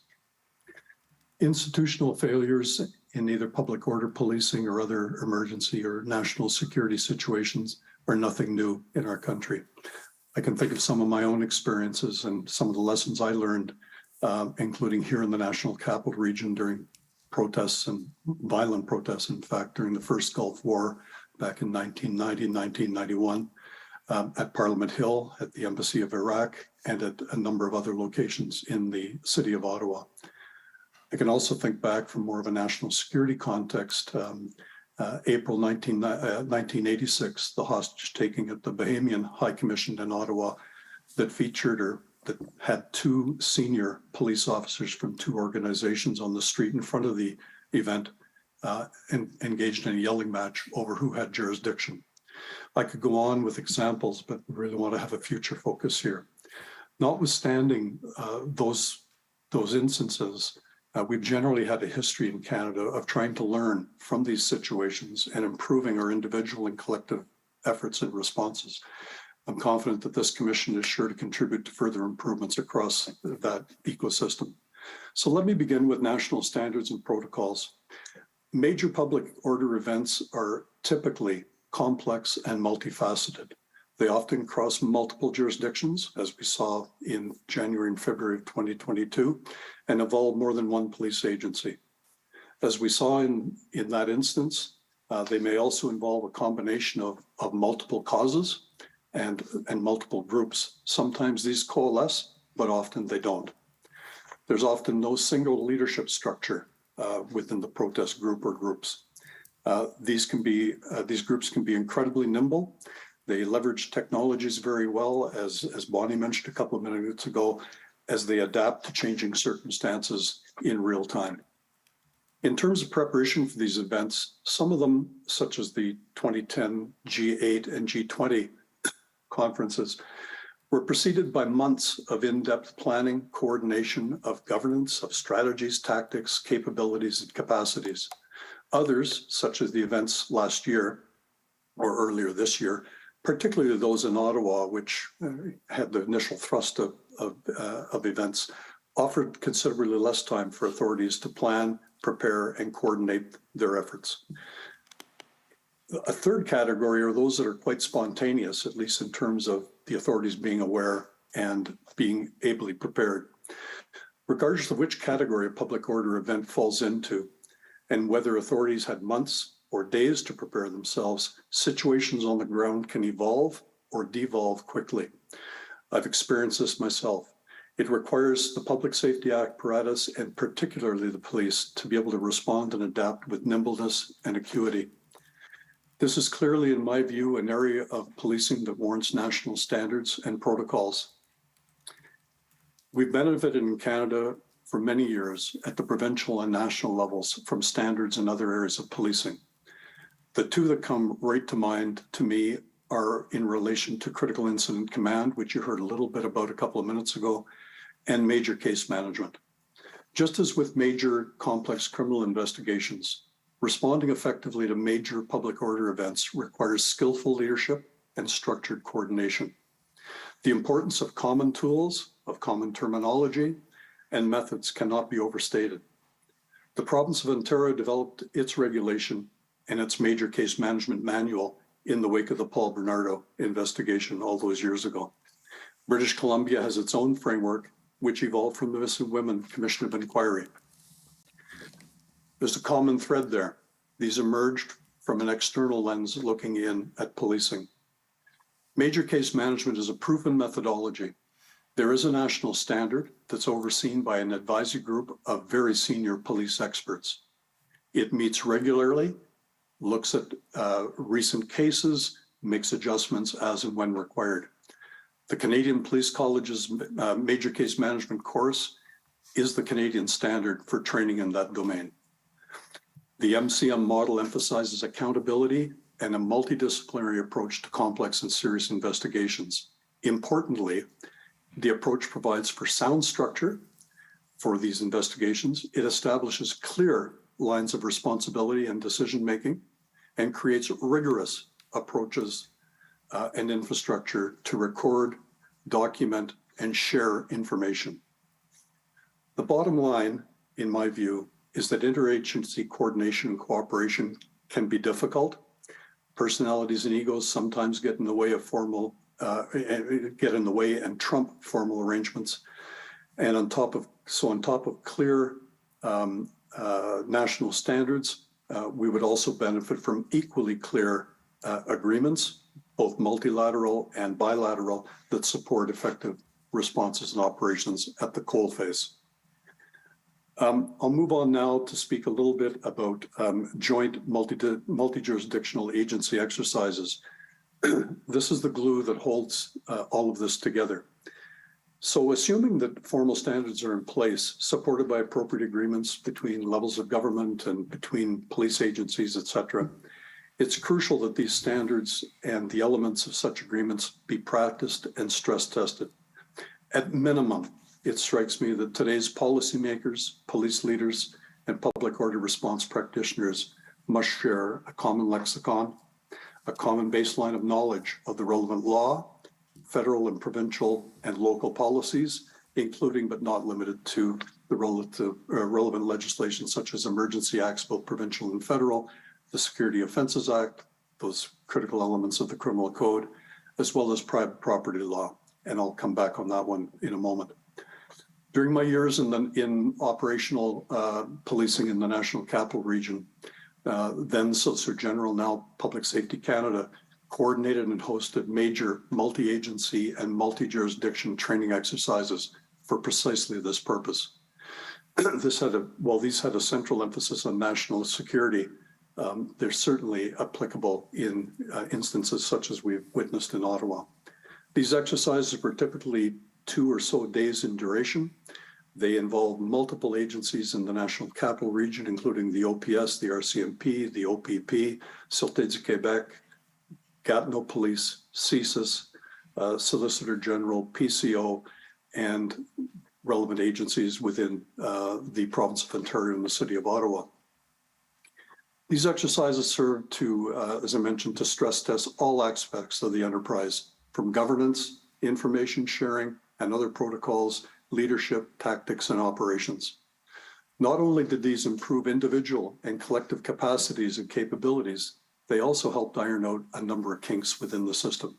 It's one thing to have these written informal agreements, et cetera, where it really matters is how they play out on the ground. We've developed a good understanding of agreed to procedures and a better understanding of one another's agency capabilities, equipment, technologies, et cetera. It improved ultimately information flows and responsiveness in often very dynamic environments. And equally important, these experiences allowed for, certainly my experience was it allowed to working over a couple of days with my colleagues from these other organizations to start to develop relationships with them that really carried forward when you needed it, when the rubber hit the ground. I've recently learned that these extensive and in-depth exercises have not been undertaken in the National Capital Region for several years. And it strikes me that in the absence of such exercises, the risk is that formal standards, protocols, and agreements often don't survive, quote unquote, first contact with the enemy. And so that exercising this is highly important. I'll move on quickly just to cover two other areas. Private security. If I refer today to private sector, I'm inferring by that private security, which has long been a key actor in providing for safe and secure communities across Canada. There's just a ton of literature on that. It offers, in a policing context, lower cost alternatives often to fully trained and equipped public police officers in attending to certain lower risk to harm duties. But they also bring perspective, know-how, and capabilities that the public sector often don't have. And I'm thinking there particularly, but not exclusively, as it pertains to private property laws, et cetera. At the 2010 G20, the private sector was intimately involved in right from the get-go in terms of planning, strategic, tactical, as well as certain operational aspects of the security response. I'm not aware of any such arrangement in terms of the events in Ottawa in 2022. There's a couple of potential barriers that I believe warrant examination in that regard in terms of why not. In the G20 circumstances with months to anticipate, there was an agreement between the Toronto Police Service Association and the private actors in terms of what that agreement would look like. Barriers when trying to put these together in shorter order, such as was the case in Ottawa, I'd be looking at Ontario's adequacy standards under the Police Act, particularly around sections 11 to 14 or so, that limit what non-police officers can do. For example, and related to that, under Ontario's Highway Traffic Act, only sworn police officers can direct traffic at an intersection. Collective bargaining agreements also have some stipulations typically that can get in the way of these. So developing national agreements, national protocols, certainly in the National Capital Region that sees so many of these events over the course of a year, dealing with the police associations and developing appropriate protocols to enable more effective, cost-effective responses certainly would benefit. Finally, the last area that I have, and I'll take another moment here, has to do with thresholds of leadership, responsibility, and accountability. The question that I've been pondering a bit lately is whether there are or could be unique circumstances together with a corresponding threshold at which the federal government, as in the case of the Security Offences Act, could or should exert federal primacy in the carriage of a response under Part 2 of the Emergencies Act. I'm thinking about particular situations that could involve, on one hand, a major public order event that gets out of control, and a related simultaneous national security incident, whether it's a hostage taking of an IPP or otherwise, but something that falls under the Security Offences Act.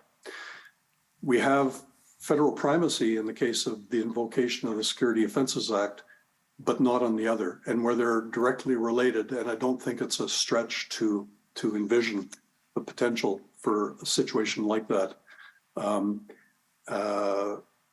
It could be very advantageous, I think, to be thinking this through in terms of whether there could be a threshold at the very highest level that could warrant that. And the final point in terms of thresholds that I'd like to make, and it's not related to that, is the present situation. We're predominantly dealing with major cities, Ottawa, Windsor, et cetera, together with some locations like Coutts, Alberta, that are policed by the RCMP. What if the local police of jurisdiction was a small or medium-sized municipal service that didn't have many of the sophisticated procedures and abilities to exercise those, such as many of the larger centers do?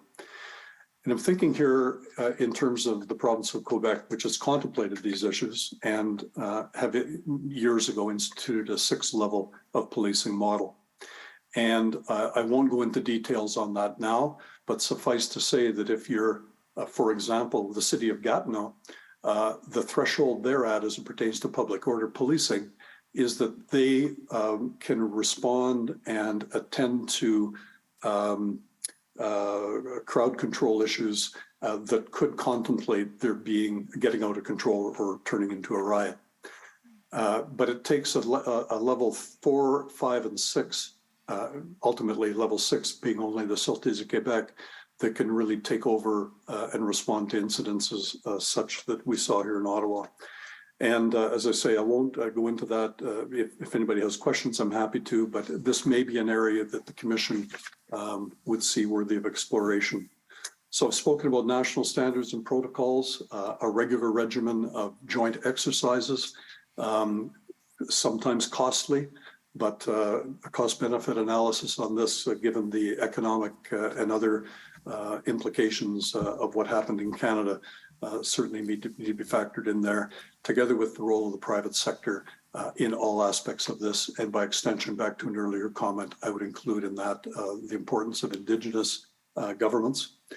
And finally, the question of thresholds, which I suggest might warrant some additional exploration. And with that, Michael, I'll cede the floor. Thank you very much, Cal. I'll open it up to any other members of the panel. Anybody want to make an intervention, ask a question, comment? Michael Kempa, please. Just to add or to build on what Cal Corley was saying, is the main benefit of specified thresholds for when provincial, or if the RCMP provides provincial policing on contract, to take over some influence or all control of operational planning for a jurisdiction. If it's set to a threshold, it removes the implication that the municipal police service is failing in some way. So this can be tied either to or some combination of the threshold of security threat, such as in Quebec with the levels 1 through 6, and to some proportion of total request of personnel power coming from the provincial or federal authority that's providing provincial policing via contract. So you might imagine, just for example, that if a police service was asking for personnel somewhere in the range of 10% to 50% of its total size, that would automatically kick off integrated planning between the two police agencies. If it was a request that went to an even larger number, something on the order of more than 50% of the size of the service making the request, it might be a situation of ceding operational planning to the agency that is giving the personnel support. Now, I don't know what the precise numbers would ideally be, but some sort of proportional formula might work well. And just create that expectation that this is simply what happens. It's not an implication of an inferior police service or poor management, a lack of confidence in a police leader. And it also takes some of the pressure off of the current situation on police services boards to be the deciders in these circumstances.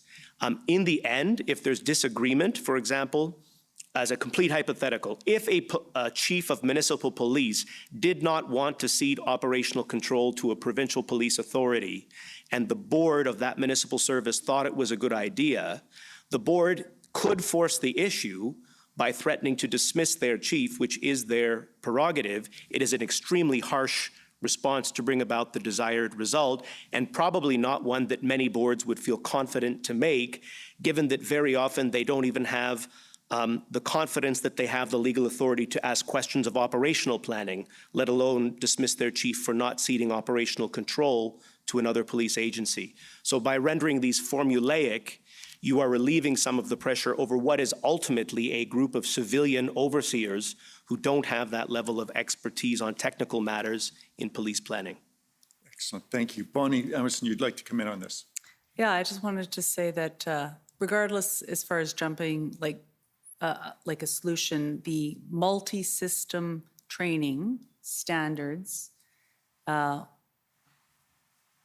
is optimal. How that is accomplished, if you were to prescribe a percentage, the police executive are going to be aware of this percentage. And they're going, it's just as easily as not asking if you're saying the threshold is 10%. then I'll just ask for 5. And so when we know that, it's simply a matter of, I mean, again, my experience as a municipal service who, if there's a large scale incident, we're going to partner. It makes sense in having a national standard, and that flexibility for the experts, I think, is recognizing the experience. The one part that I didn't cover when I had mentioned training was also the adequacy recertification, meaning you can have your training once in a variety of areas. If there's no standard as far as how you maintain it, recognizing that we're one incident away, often we say, of the world changing again. And all the planning and preparation and or tactics may need to be updated. And so you want that training to be updated as well, at least on some level of basis. I think these dynamic situations require the openness and the community of practice, allowing the people who have the expertise in not just police, but within the systems to engage in these conversations. Thank you very much. No. Cal, did you want to come back on any of those issues? Yeah, just very briefly, it strikes me that the beauty with the Quebec model is, and I go back to conversations over the years with the former chief of the Gatineau Police, Mario Harel. What he really liked about it was that at level 3, this is precisely the parameters that he had to ensure his police service was prepared for to deliver excellence. He didn't have to think about any of those issues that were at level 4, 5, or 6, but he knew that when he called upon either the, for example, SPBM or the Sûreté du Québec, that they were prepared at those levels to come in and provide the requisite assistance. So it's an interesting model. I know there's a couple of provinces that have looked at it in terms of their policing structures. No one's taken it up yet, but as it pertains to public order policing, an important area to think about. And I would agree with Bonnie in terms of multi-system training. How it's done is less important than a commitment that it be done with appropriate standards to attain. Thank you. Robert Diab, please. Sure, thank you. Cal, I have a question about the decision about whether thresholds are met. So you spoke earlier about the idea that different police agencies in the future could police large protests by having a set of standards and protocols that would work out in advance, who would do what, when, and where. And on the one hand, and maybe also a set of thresholds that would determine, when this agency would step in or not. Who do you envision deciding whether those thresholds are met? And what I have in mind is what would guarantee or what would suggest that in the future we wouldn't have the kind of confusion we've seen in these earlier events arise in the event of a dispute over whether the threshold was met? So, Cal Corley, please. Yes, thank you. So, Robert, just to begin, one of the most difficult matters when we were doing these exercises back when was in that transfer, for example, under the Security Offences Act. That's one of the most difficult and awkward things because, and from an RCMP perspective, assuming those responsibilities, we always felt it important as a matter of practice that you continue to keep the local police actively engaged and involved. But the locus of accountability and responsibility shifted, and you tried to keep it workable like that. In terms of when I spoke about the thresholds, and I'm thinking, as I say, specifically about an absolutely out of control situation where we're just short of, for example, calling in the military, that everything else has been exhausted. But on the other hand, you've got the Security Offences Act, national security investigation that's taking place, and if either by fiat or otherwise, the Attorney General has invoked that, and the RCMP assume responsibility. If it was related to a public order of significant magnitude event, is there benefits or is there benefit in having a single line of command on the two of these, or is it appropriate to keep them separated? And that's what I was speaking of in terms of that threshold. Under the SOA, I believe it's the Attorney General of Canada that exercises that authority and makes that determination. I wouldn't venture. I don't come from a constitutional or legal background, so I wouldn't venture to say who in this case would make that decision. But just with the dynamic world we're living in today and what we've experienced in the propensity for large-scale civil unrest in the future, it strikes me that it's something that's worth thinking about. Thank you. Anyone else? Commissioner? No. Right. I have a question, as I often do, for you, Cal. Your suggestion of bringing in the private much more extensively, would you include those private security actors also in your planning groups and in your practices? Absolutely. Absolutely. And particularly, but not exclusively, but I think about the National Capital Region, which is, I can't guess how many protests in a contemporary society we have here in the NCR. Obviously, many fewer than that are of a very significant magnitude. But engaging the private sector early in these is very important. We're crossing from private space, public space, back into private spaces. We saw what happened at the Rideau Centre in Ottawa, for example. Most of the policing in the Rideau Centre is actually private sector undertaking that. But there's tremendous benefits, I think, from that, in that the private sector come as well with levels of legal authorities that the public police simply don't have. And so for the greater public good, how can those be used in concert? So absolutely, yes, from planning, involvement in joint exercises. Ultimately, on many protests, they may or may not be required, but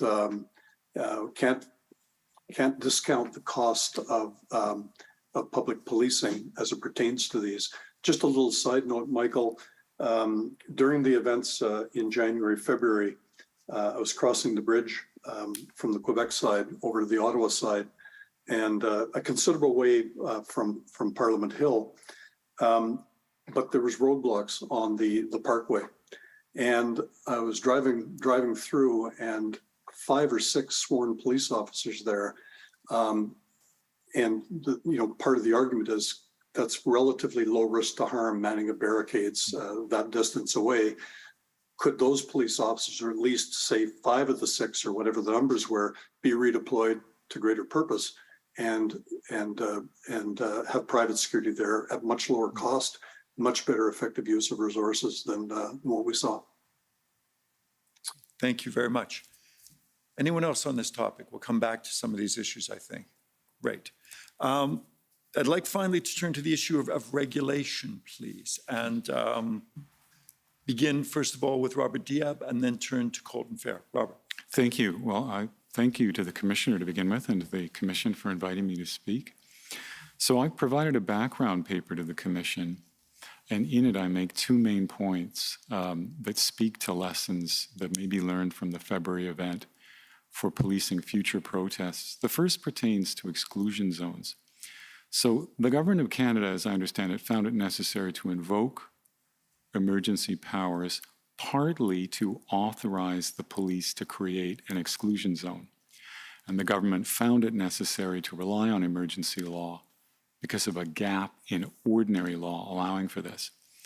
I believe this was the correct assumption. As I note in my paper, the only authority to create large exclusion zones, zones where the police can, close large areas of public space from not only vehicles but also pedestrians, is found in emergency legislation, emergency acts across the province, and also in the Foreign Missions and International Organizations Act. I'll call it the Foreign Missions Act, which is a power that only applies to intergovernmental conferences.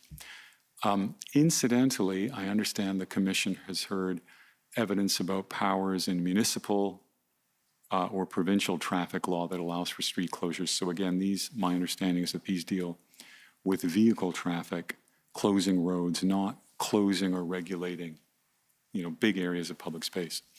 So one takeaway is that, as with other major public events in the past 2 decades, creating exclusion zones is something important for police at these events. At the moment, outside of outside of intergovernmental conferences, the only source for doing this is emergency law. So to avoid relying on emergency law in the future, we need to give police the authority to create these zones in ordinary legislation if we want police to have these powers. What would this add to existing law? Well, the power in emergency law and in the Foreign Missions Act to create these zones is vague. So police can create them under these acts, but the law provides the police no guidance as to the size, the duration, the rules about, passes. It says nothing about compensation for disruption, that sort of thing. So police at present, when these powers are invoked, they decide all of this in essentially a vacuum, and they do so behind closed doors. So there's very limited transparency or accountability. An ordinary statute would rectify this. A second lesson pertains to a topic that's taken up a lot of time today. What lessons for the future should we draw about how police agencies work together? The gap in the law I pointed to about exclusion zones is part of a larger gap on the policing of public order events generally. And a big part of that gap pertains to the way police agencies work together when they're policing a big event. So the Commission has heard a lot of evidence about whether, when, and how the Ottawa Police or agencies across the country should have worked with outside agencies. The very same issue, as I believe Cal mentioned, and maybe Michael as well, the very same issue has come up in numerous other inquiries about big public order events, including the G20, and even as far back, at least as the APEC meeting in Vancouver in '97. All of these events, possibly including the trucker convoy, suggest that when police agencies don't work together effectively, what follows is disorder on the ground, rights violations, and limited accountability in how they decide to regulate the protest. Now, I believe what I'm going to propose here is consistent with what Cal has proposed, perhaps a little different. I think it may be a bit different from what Michael has proposed. I'm going to suggest that the problem may be straightforward. The problem may come down to the fact that in all of these cases, it's unclear who has lead command. If we assume that that's the problem, that the lack of clarity on who had lead command is the real reason that coordination was ineffective or even broke down, there are, I think, generally speaking, two inferences to draw. One is that we need a better set of rules or protocols on how they should coordinate, that we should go no further than that, than working out a set of protocols or standards, but let the police decide when those standards are met or thresholds or what have you. Let them do not tie their hands about how they should work together. Another inference to draw, one I advocate, is that the law should clearly state that in a certain kind of event, one agency has authority. The Foreign Missions Act does precisely this. Section 10.1 of the Act says, and I'm quoting, "The Royal Canadian Mounted Police has primary responsibility to ensure the security for the proper functioning of any intergovernmental conference." Sorry, I'm just losing my place. So for this kind of event, this agency should take the lead, full stop. No confusion. it's not a protocol that would risk being tucked away and neglected, relatively quickly. The section does go on to say that the RCMP can make arrangements with other forces, but it's clear that for this kind of event, they're in charge. So this points us, I think, at two things that happened in February. The first is that before the emergency powers were invoked, there was no ordinary legislation giving one agency a lead authority over what we might call a nationwide protest or a national scale protest. So if we were to assume that there were legislation that had named something, given a name to a species of public order event that we could call a national protest, among others, like for example, the World Cup, a major sporting event, among other kinds. If it had done so, what difference would that have made? A second problem is that when the emergency was invoked, the Emergencies Act did the opposite.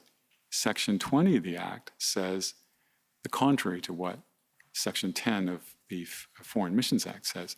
I'm going to paraphrase, but it says something like, nothing in an emergency declaration will derogate from the ordinary chain of command over the police of a city or a province.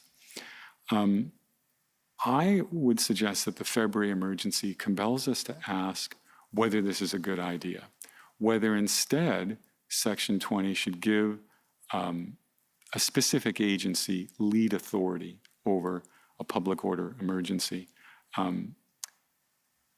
In my view, I think that would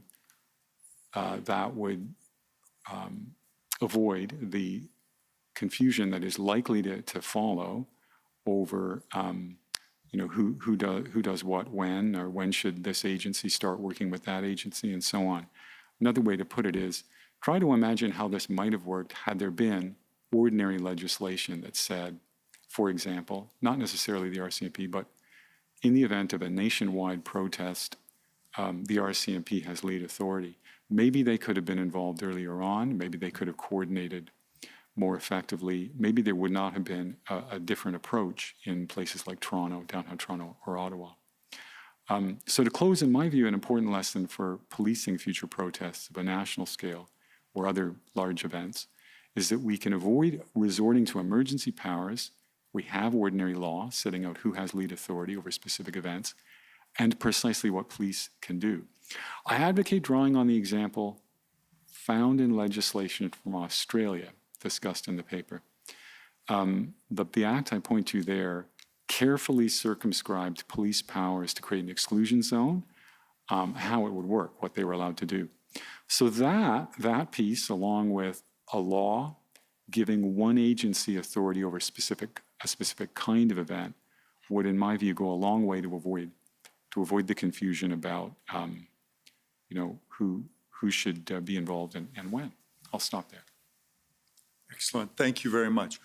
Colton Fair, please. First, I'd like to thank the Commission for having me.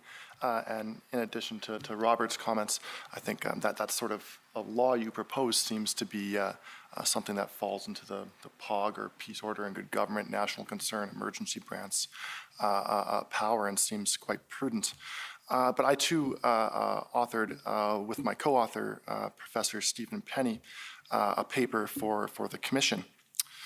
And in that paper, we detailed the available police powers for responding to public order emergencies under federal and provincial legislation, some select municipal bylaws, and then also under the common law. And today I want to focus on two major themes that arise from the paper. Say the first is institutional, and the second is constitutional. So first, I'm concerned about which institution, courts or legislatures, should craft police powers to address existing gaps with respect to public order emergencies. And under something commonly called the ancillary powers doctrine, the Supreme Court has granted judges broad authority to craft common law police powers, a tool that many judges have not been overly shy in using. And for some authors, judges should craft extensive police powers because it is, and I'm quoting the former Chief Justice of Ontario, Justice Roy McMurtry, it's impractical and unnecessary to legislate an extensive code of police powers. And with great respect, I'm not sure that such an approach is prudent. I think it overlooks problems that are inherent to judges crafting police powers. So sanctioning police powers after the fact renders it impossible for citizens to know the scope of police authority before they are subjected to that authority. And in my view, this is troubling from a rule of law perspective, as citizens do not know the actual extent of police power. And further, the Canadian experience has shown that courts often make these types of criminal procedure rules in inadequate evidentiary environments. And I think this occurs in large part because the evidence upon which rules must be based in the adversarial system of justice must come from the parties pleading their respective cases. And a host of limitations can result in that evidence failing to raise interests or facts that are pertinent to developing the law. So I think it's thus prudent for courts to require legislatures who are not hindered by the adversarial process to craft rules in the criminal procedure context, and then have courts use the charter to rigorously analyze the scope of those powers as informed by both the judicial and legislative records. And second, I have concerns about the constitutionality of the available police powers that can be employed in the context of public order emergencies, and the fact that a good many of these laws just simply haven't been amended or updated, looked at, sometimes in more than a century. So, for instance, my reading of the relevant criminal code provisions suggests that if an antiquated provision, commonly known as the Riot Act, is read, police may resort without fear of criminal or civil liability to potentially unlimited force against anyone who resists state efforts to suppress the riot. And the stakes here are obviously quite high. So this power, which I think is substantially similar to the English Riot Act first adopted in the early 18th century, threatens to deprive individuals, in my view, of life, liberty, and security in a manner that is inconsistent with fundamental justice. And also troubling is a power in the criminal code allowing police to arrest anyone found or about to join in or renew a so-called breach of the peace. And importantly, breaching the peace is not an offense under the criminal law, rendering it the only non-offense for which a citizen may be arrested under the criminal code. And to my mind, permitting police to arrest for non-criminal conduct sits uncomfortably with the rule of law. The provision arguably fails to give people fair notice of the possibility of arrest. And it's also largely immune from judicial review, as citizens would need to bring what would be an expensive civil suit to the courts before the issue can be legally resolved, because it's unlikely to get there in the criminal justice system because we're not dealing with a criminal charge. And that renders the provision what we would call low visibility. In other words, it's unlikely to be scrutinized in a public forum.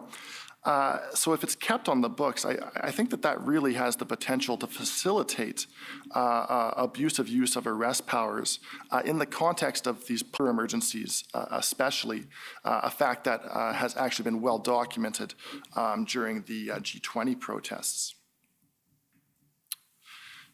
So I also share some concerns with Professor Diab about whether Canada should rely too heavily on models for regulating public order emergencies adopted in other countries, such as public order acts authorizing exclusion zones. And Professor Diab cited an Australian example, but he also wrote about a UK example. I think authorizing these laws is prudent in one sense, as it communicates, again, the scope of police powers in advance, which is a good thing. But it also appeared quite valuable in bringing recent protests to an end when invoked pursuant to the Emergencies Act. But I also think such a power must be carefully crafted to ensure freedom of expression, assembly, and other fundamental liberties are duly protected. So, for instance, requiring individuals to give notice of their protest to the state, as occurs under the UK legislation, doesn't sit all that comfortably with me, because it could very well chill fundamental democratic rights. And then similarly, other proposals, such as requiring protesters use alternative protest sites when the initially chosen protest space is deemed problematic by the state, would also, to my mind, engage constitutional assembly and expression interests, because the place in which a protest takes place, say in front of a government building or on contested lands, can also convey meaning in itself, thereby engaging some constitutional interests.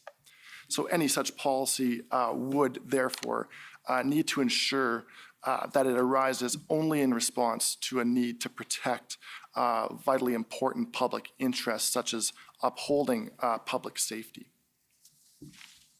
So just to summarize, I think it's prudent for legislatures to both fill any existing gaps in police powers and to update existing police powers to accord with the Canadian Charter. And while courts may serve that latter role if an appropriate case arises, and also provide a check on any legislation that is passed, I do think that a proactive approach here by legislatures is preferable, as that could avoid rights violations before they happen, especially when some of these violations could be very serious. Thank you very much for hearing me. Thank you very much, Colton Fair. Comments, reactions? Michael Campo, please. So to respond to some of the comments of my colleagues, in particular, I have sympathy for the idea that you might have a definitional threshold to decide who would have responsibility for taking the operational and planning lead on a particular type of event. Two precisions that come up around that are, number one, there may not be an agreement around the table as to what type of definitional situation you are in. So, for example, some players around the table may say we are in an instance of a mass protest that poses a serious security risk, and therefore, by this definition, planning would fall automatically to the provincial agency or a federal agency, whereas other players at the table may say, no, this is an ordinary protest that stays within our jurisdiction of primary planning. So I would just say, even if you were to take a definitional threshold, you would probably have to tether it in some way to a magnitude threshold of some form. So protest is typically the domain of the municipal police service unless there is a request for personnel support exceeding a certain number or proportion. Whereas something different a national security issue to do with a coordinated bomb threat might automatically, no matter the amplitude or size of that situation, might automatically pass to another agency. But I do think that to avoid confusion around the table, you would have to tie it in some way to a size issue, size measurement threshold. Colton Fair. I wonder if that problem would always come up, just because if say the federal government says we can declare that this is something of national concern or emergency, thereby giving us or the feds jurisdiction, it would have to be litigated after the fact as to whether they were wrong on that question. So in the moment of the protest, would that be an issue? I'm curious to hear thoughts. Michael, do you want to come back on that? So sure, to answer. Well, I would just say, but obviously before we get to the question of the involvement of the federal government, the chain of planning would pass from municipality to province to the federal government. So I think the thresholds that I was speaking of was more in terms of the primary response before we got to any situation of emergency. So proactive planning, do we have any idea that we may be asking for resources from other police organizations and therefore need to coordinate command on some level? And then afterward, things are going poorly, we are making a request. What is the level of integration automatically? Is it coordinated, or does the other agency take control? This is before you get to a situation of the federal government saying it's completely broken down. I see. Yeah. Robert, yeah, please. Michael, I think this is a absolutely great criticism or question to raise about what I'm proposing. So the way it works right now in the Emergencies Act is that the decision maker is the federal government. It must decide whether it thinks the reasonable ground standard is met, and then the commission is the after-the-fact referee. But I think if we had ordinary legislation, maybe the model would be something like a warrant, where you have an independent decision maker. If there were a dispute about whether we were in something called, a nation-scale protest, we could maybe there could be an independent figure who we quickly consult, and on the basis of something like a warrant, some sort of brief report, and then that figure would provide an independent decision quickly based on objective evidence or evidence seen in an objective way. There are many mechanisms like this in the world, the legislative frameworks of national security and counterterrorism, and just in ordinary criminal law as well. But that's a absolutely great point. Bonnie Emerson, please. Okay, thank you.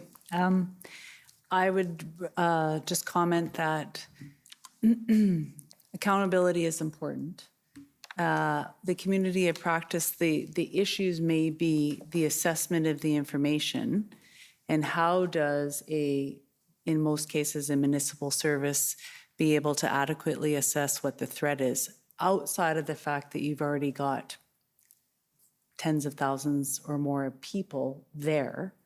So that would be that building of community of practice and sharing information under oversight rules, community of practice, to be able to share from interprovincially, interagency in a responsible, ethical, legal way. Right now, you have many different such communities of practice within police organizations for what I would consider sort of established and understood roles of police. Because the liaison work and the organizing in this mass demonstration assembly is evolving fast, the mechanisms to adjust to it, I believe, need to be. There is, obviously, my bias is on the table. I believe extensive oversight of police organizations, and I don't know of many people who would suggest that that's not appropriate. It is. So recognizing that, I think it's now a matter of how do you plan and prepare to be able to effectively make those decisions, and then you look at the question of what would the thresholds be, because you can't even make the decision unless there's going to be a mechanism for police to share information from interprovincially. There is a number, many increasingly demonstrations and assemblies that we see are moving from one province to another province, and that the local and the solidarity movements are such that it will affect it. And so even if the underlying interest is local to start with, the exponential factor of technology and social media, the solidarity effect is exponential, and so we need that, the police need that ability to be effective. Robert, did you want to come back on that point, or? Okay. Cal, I don't want to leave you out just because you're not in the room. Thank you.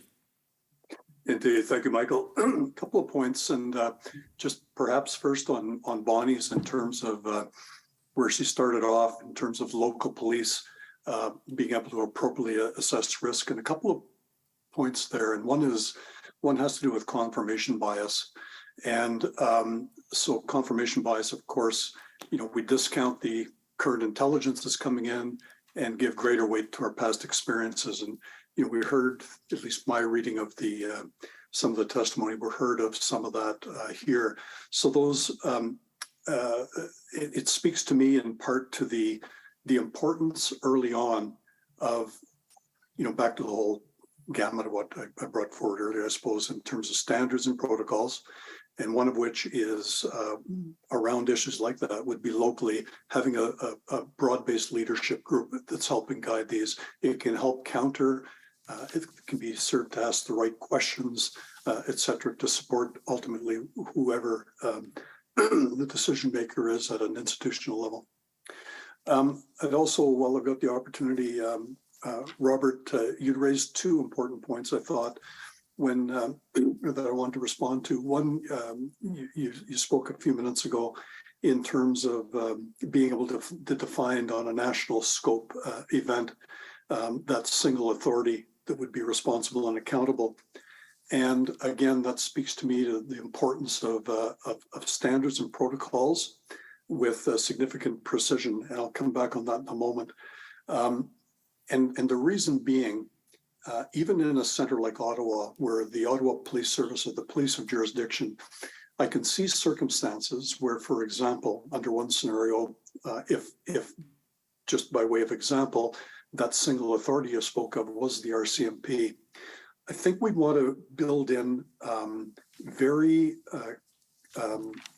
clear, concise, pragmatic protocol around that transfer of responsibility that attends to the hugely important of local context and local knowledge being maintained. So in that decision making, and while most leaders would tend towards that partnership approach, I think it's really important that clear, very concise and practical, pragmatic language be used.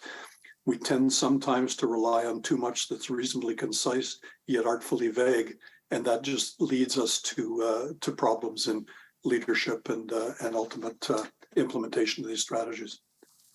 Those are my comments. Thank you. Thank you. Yes. Great.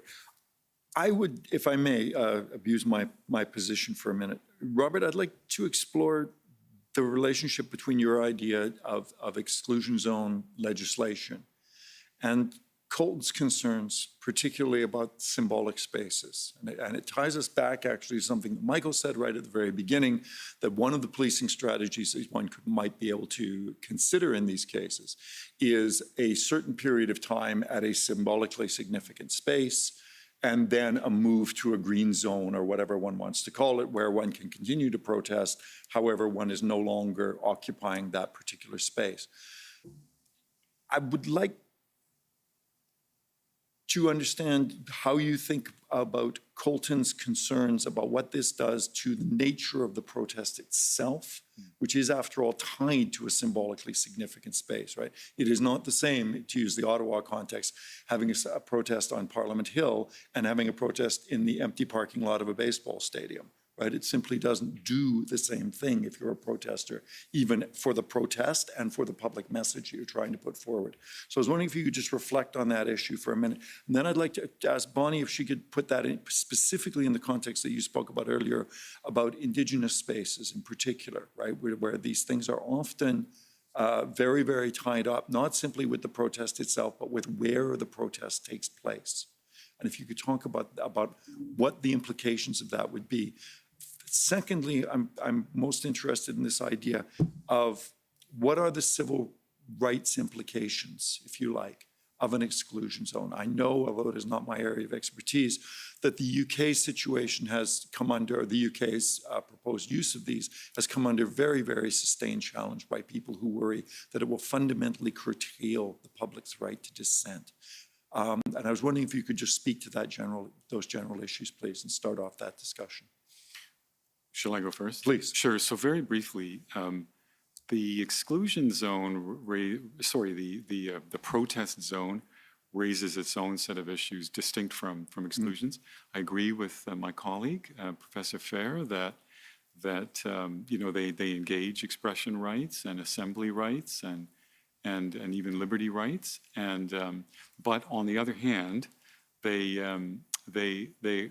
have been considered already in Canada in a number of cases, and in some cases they are deemed, you know, not to violate rights or are reasonable limits on rights, because among other things they do is they facilitate, you know, the safe expression, like the safe conduct of a protest. So they're not simply restrictive, but they are, on the other hand, they are restrictive, and they may have a chilling effect.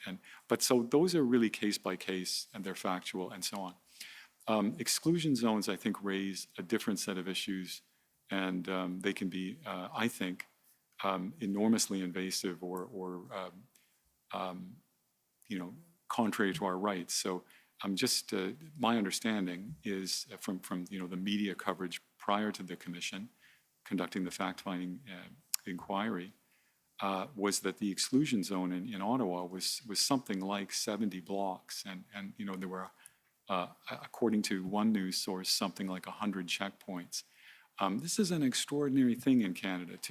And like another example would be Quebec City, where several, at least a few square miles of the old city were closed off.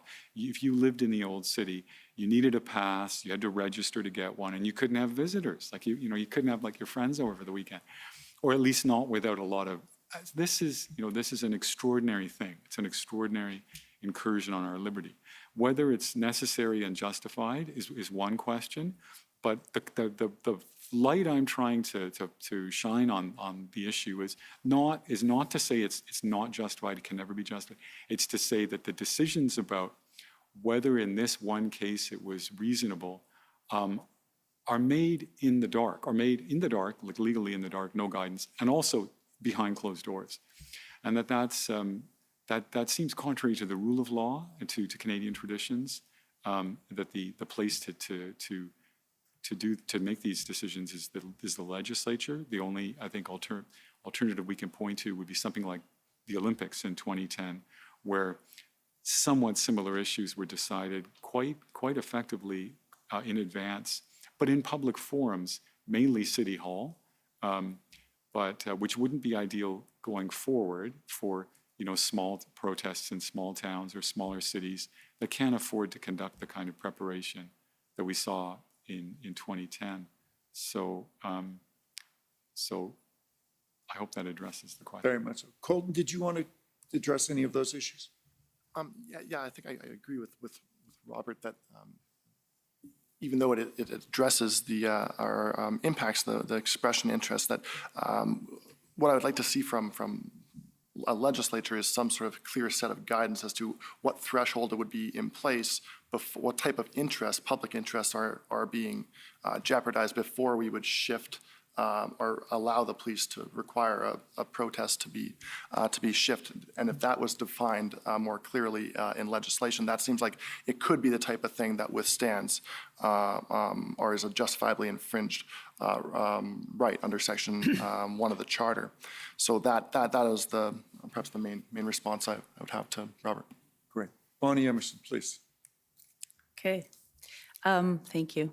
I would first say that, again, the expectation of what you can expect from the police as far as cause and effect, we've seen in the most recently, that there is a big disconnect, different understanding, and actually different expectations of police in response to protests. And most recently, talking about in the last winter and spring, I was very surprised to see that a number of my experiences and conversations were based on what the underlying cause of the demonstration and the protest were. And that if people disagreed, go to the bias with the underlying cause of it, they expected a greater police response. And that the police need to be able to be clear and articulate that the response will be the same, and this is what you can expect, whether it's from, in this context, exclusion zones or putting them on, and why, when you're looking at the totality of the situation, because I had started with PLT training as far as peaceful, lawful, safe. Lawful is in there. Peaceful is, and safety, of course, underpins everything that we should be doing, but there is a lawful component in articulating that. Again, this is me, but with our police, we should not be using force on citizens unless we have tried what is reasonable to the extent that we can to mitigate it. And that is the bottom line. Now, did we communicate that? Maybe it's a matter of having this community of practice and training. To answer your questions as far as Indigenous space, I think there's two components. One is you're going to have jurisdictional issues. So Winnipeg has now the largest urban reserve in Canada, and it's going to be developed shortly. So a jurisdictional issue would be what is to happen if there's a police response on what will be an urban reserve in municipal policing in the middle of Winnipeg. How do we respond to that? I think that's a significant new area of to be considered, because it's in the middle of an urban center and there's unique considerations. In the PLT training, we do, again, take a nod to the Indigenous history and the history of Canada as part of the training, but it's not meant to be Indigenous exclusive or specific. That cultural component and expectations that police officers educate and inform themselves of the underlying or interest-based reasons for a mass demonstration is expected. In the Winnipeg context, looking again back to where I said incident command models within policing, you have often a briefing for large incidents or large, incidents where you're going to plan. Our liaison team, so in a number of instances, it might be, the lead, it might be me, where we're talking about cultural components to make sure we look at appropriate response to regalia or ceremonial items. But that could be broader to a particular interest or cultural component or sensitivity that a mass response by policing, not everybody is going to have the same training or knowledge base. So you incorporate the PLT into that briefing, incorporate the local knowledge so that your response is measured, consistent, lawful, safe, and peaceful. Thank you. Michael Kempa. Just similar on the point of exclusion zones, when we speak about moving people to green zones for protest and the importance of allowing people to access symbolically significant space, it's not in terms of a strict time limit where people would have 48 hours in the significant space before being required to move along. Rather, there would, of course, have to be legitimate legal reasons for which a threshold to be met where a protest or members of a protest would be asked to go to a green zone, perhaps as part of a self-policing arrangement. I mean, long before we get to a situation of a mass protest threatening national security or within even earshot of an Emergencies Act conversation, there are issues of threat to public safety, threat to officer safety, and lower standards where that might be the bar for beginning to open up green space for a protest, partially as a strategy to begin to separate the vast majority of honorable protesters that are there to make a point from the smaller number who over time become a larger number, attaching themselves to a protest with other objectives and less honorable intentions. Thank you. Cool. Please. And just building on Michael's point, I think also the state should be required to use the vast amount of police powers that they have, and in some instances the criminal law to catch those problematic protesters early on, so as to show the protest that the state means business. They have all sorts of tools under federal criminal law, under provincial regulatory statutes, and so on, that can be used to kind of send that message first. And I would just want that to be something that would be considered first before we start saying, here's a green space and let's make people go there, just because of the importance of protesting in a symbolic space. Thank you. Thank you very much. I notice we're coming to the end of our time. I wanted to give everybody the opportunity. Is there a final point or 2 points that you would like to make, either arising from our discussion, something we haven't spoken about that you would really think important to put on the agenda before our time closes? Well, we haven't spoken. Please. Thank you. We haven't spoken about some of these very strange, antiquated police powers that you find in the criminal code, and some of these I just wasn't aware of as a person who is a professor in the field of criminal law before I started taking a deep dive here. And it's, as with many criminal justice issues in Canada, legislative reform is direly needed, and we don't see that reform coming very frequently. Hopefully this Parliament takes the opportunity to reflect on some of these very troublesome powers. I point to this antiquated Riot Act, which derives really from the English Riot Act from the early 18th century. Why do we have this? If you look at other states in the Commonwealth, the New Zealands, Australias, even the UK, they've repealed this type of legislation long ago. It's time for us to follow suit, I think. Thank you. Cal Corley. Yes, thank you, Michael. My comment is one we haven't touched on yet is just around the self-policing among protest groups. And it's a concept that has been brought about elsewhere, and maybe one that's worth exploring by the Commission. It's basically the idea that the police work right from the get-go with the protest organizers and involve them in policing, regulating their... It can tend to work very well, usually with those who are there with honorable intentions to protest peacefully and make their points.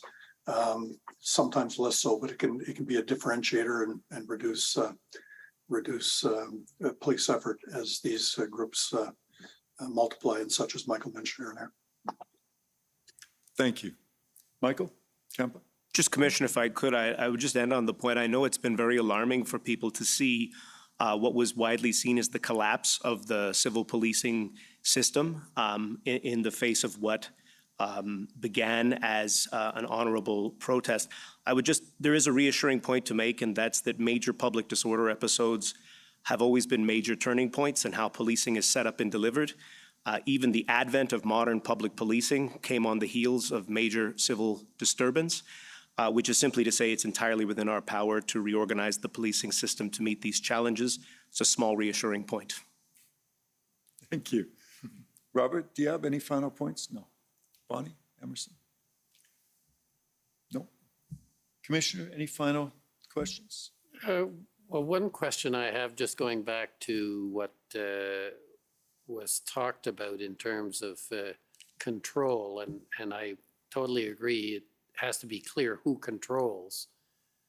But I guess one of the questions I have is, in a system that's functioning, wouldn't the people involved, the chiefs or commissioners or whoever, normally work it out? And isn't it normal? We heard a lot of evidence about the experts, the experts in planning or experts in dealing with types of disturbances. And I just wonder whether automatic goes against what a bit I've described in terms of the expertise or the decision of who should do it on a basis of those who have really the same responsibility, which is policing, whether they be federal, provincial, or otherwise. And often there is expertise that may not rest in what would be an automatic changeover. And the second dimension of that question is does it make sense to have automatic if the complexion of the problem changes and you would then change responsibility partway through rather than shared responsibility? And I'm interested in the Quebec experience, but my understanding is Quebec has a long tradition, which is different. Where there's disagreement, the ambiguity leaves it open and nobody's quite sure who has the final say.